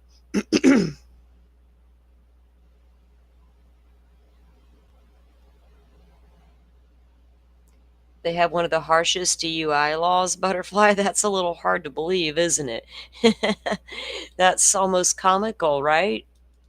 I remember in the 80s, guys, I was a teenager, and MAD, Mothers Against Drunk Driving, came out, this campaign, and it was huge. And I remember when the government told states, you have to raise your drinking age to 21. And if you don't, you're going to lose your highway funding. And the only state that did not comply was Mississippi. And then people began to complain a few years later because they had the shittiest roads in the country. People were like, well, what is happening? And then they realized what the problem was. They didn't have any funding. But Mothers Against Drunk Driving went hard, and it was like right around the time I was going to be able to start driving, right? And my mom, man, she drilled it into me about drinking and driving. Ugh. I was more afraid of her than I was like getting in trouble by the cops for drinking and driving. Like if I ever did that, my mom caught me, oh my goodness, I probably wouldn't ever be able to drive again. Ever.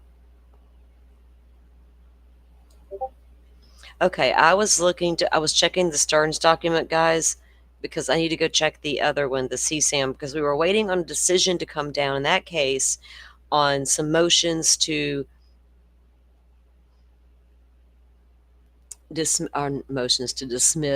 motions to keep out evidence over there. Okay, so those are the ones we're going to be going over. Let me back out of this and go take a look at the other case real quick, because this is a case we've been following here on the channel since we started streaming, which this past June, I've been streaming for just over a year now. And we have really deep dove the Stefan Stearns case over here, read through thousands and thousands of pages of documents here. So they still have it set for July 15th at 9 a.m. They still have something set before the judge. And they have our two requests in, both on the 12th of June and the 2nd of June. The first one in the 2nd of June was a request for notice of appearance. And then on the 12th, something was filed and it says requested, and it's a notice of provision of a supplemental witness list. We can't view those yet. And there's still no decision on the judge from the April 29th motions by the defense to suppress evidence obtained from the Google search warrant, the unlawful seizure of the cell phone, and the unlawful searches of the cell phone. And why? Why is it taking so long for that judge to make that decision? There was a hearing on it. We streamed the hearing. Is that the right way to say that? Streamed the hearing. We watched that live here on the channel. So yeah, you would think that a decision would have been made by now, right? Justice for Maddie, because that's, man, some of that stuff was hard to read, but we did it to really shed light on what this monster was, and it was horrible. He's horrendous. But there's some interesting stuff in the docket there. Stuff they're trying to do as far as the law is concerned here in Florida.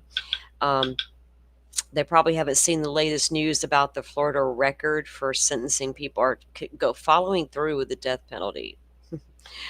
Right now, we are setting a record on how many, right? And it's not been the first time. It was in the 80s. It was also done, I think in the 2000s it was done, early 2000s.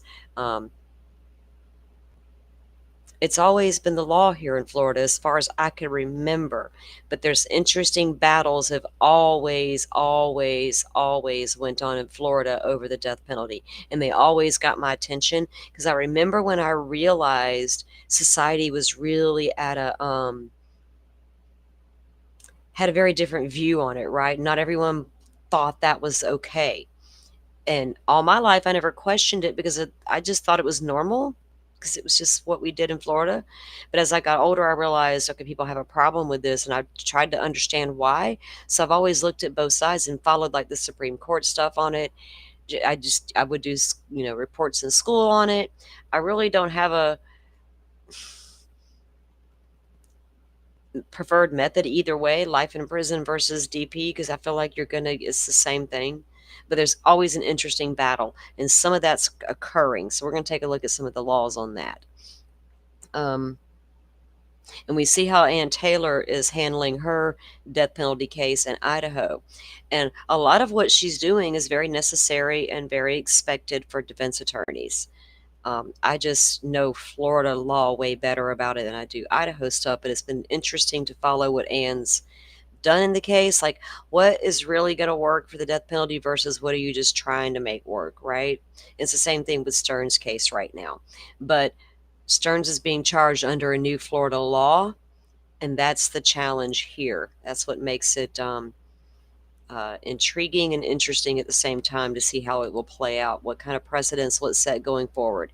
Will they challenge it in the Supreme Court like I figured they will, since it's the first one? There's also a lot to unpack with that, and needs to be its own show. But there's some things I wanted to cover today with that Koberger stuff that happened with the DoorDash driver over the weekend.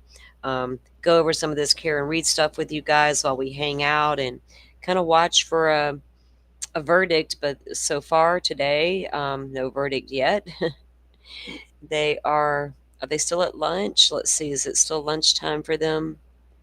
I think they're almost done with lunch, right, Butterfly? It'd be 2:30 their time. I think they were scheduled to wrap up their lunch and get back to deliberation. So what I'm going to do, guys, I'm going to let you guys go. I'm going to go take care of the animals, take care of the house a little bit, get prepared for dinner. That way, if they do come off with a verdict here this afternoon or this evening, I'll be free to come back live with you guys so we can watch it together as a community. And because we've been sitting here following it for days and days and days, like a month. So I appreciate you guys for being here with me. If you'd like to support the channel, you can become a subscriber, become a member. Got a Buy Me a Coffee link set up now if you want to, donate through that as well. We appreciate all of your support. You can support me for free. You hit the thumbs up and you subscribe, and that is enough. And I appreciate you guys for coming back over and over and hanging out with us. It means a lot. And by all means, join the conversation. That's what we're here for. It's titled Coffee and Crime Conversation, but conversation's what it's all about. And you guys always bring it. And I enjoy seeing your comments and talking to you guys about it. And I don't feel so like lonely up here, because if you guys are chatting with me in the comments, I can have somebody to talk to. And it's not like I'm just talking to myself being a crazy lady on the YouTube streets. But I appreciate all you guys. And verdict clock is okay. The verdict clock looks like it's ticking again.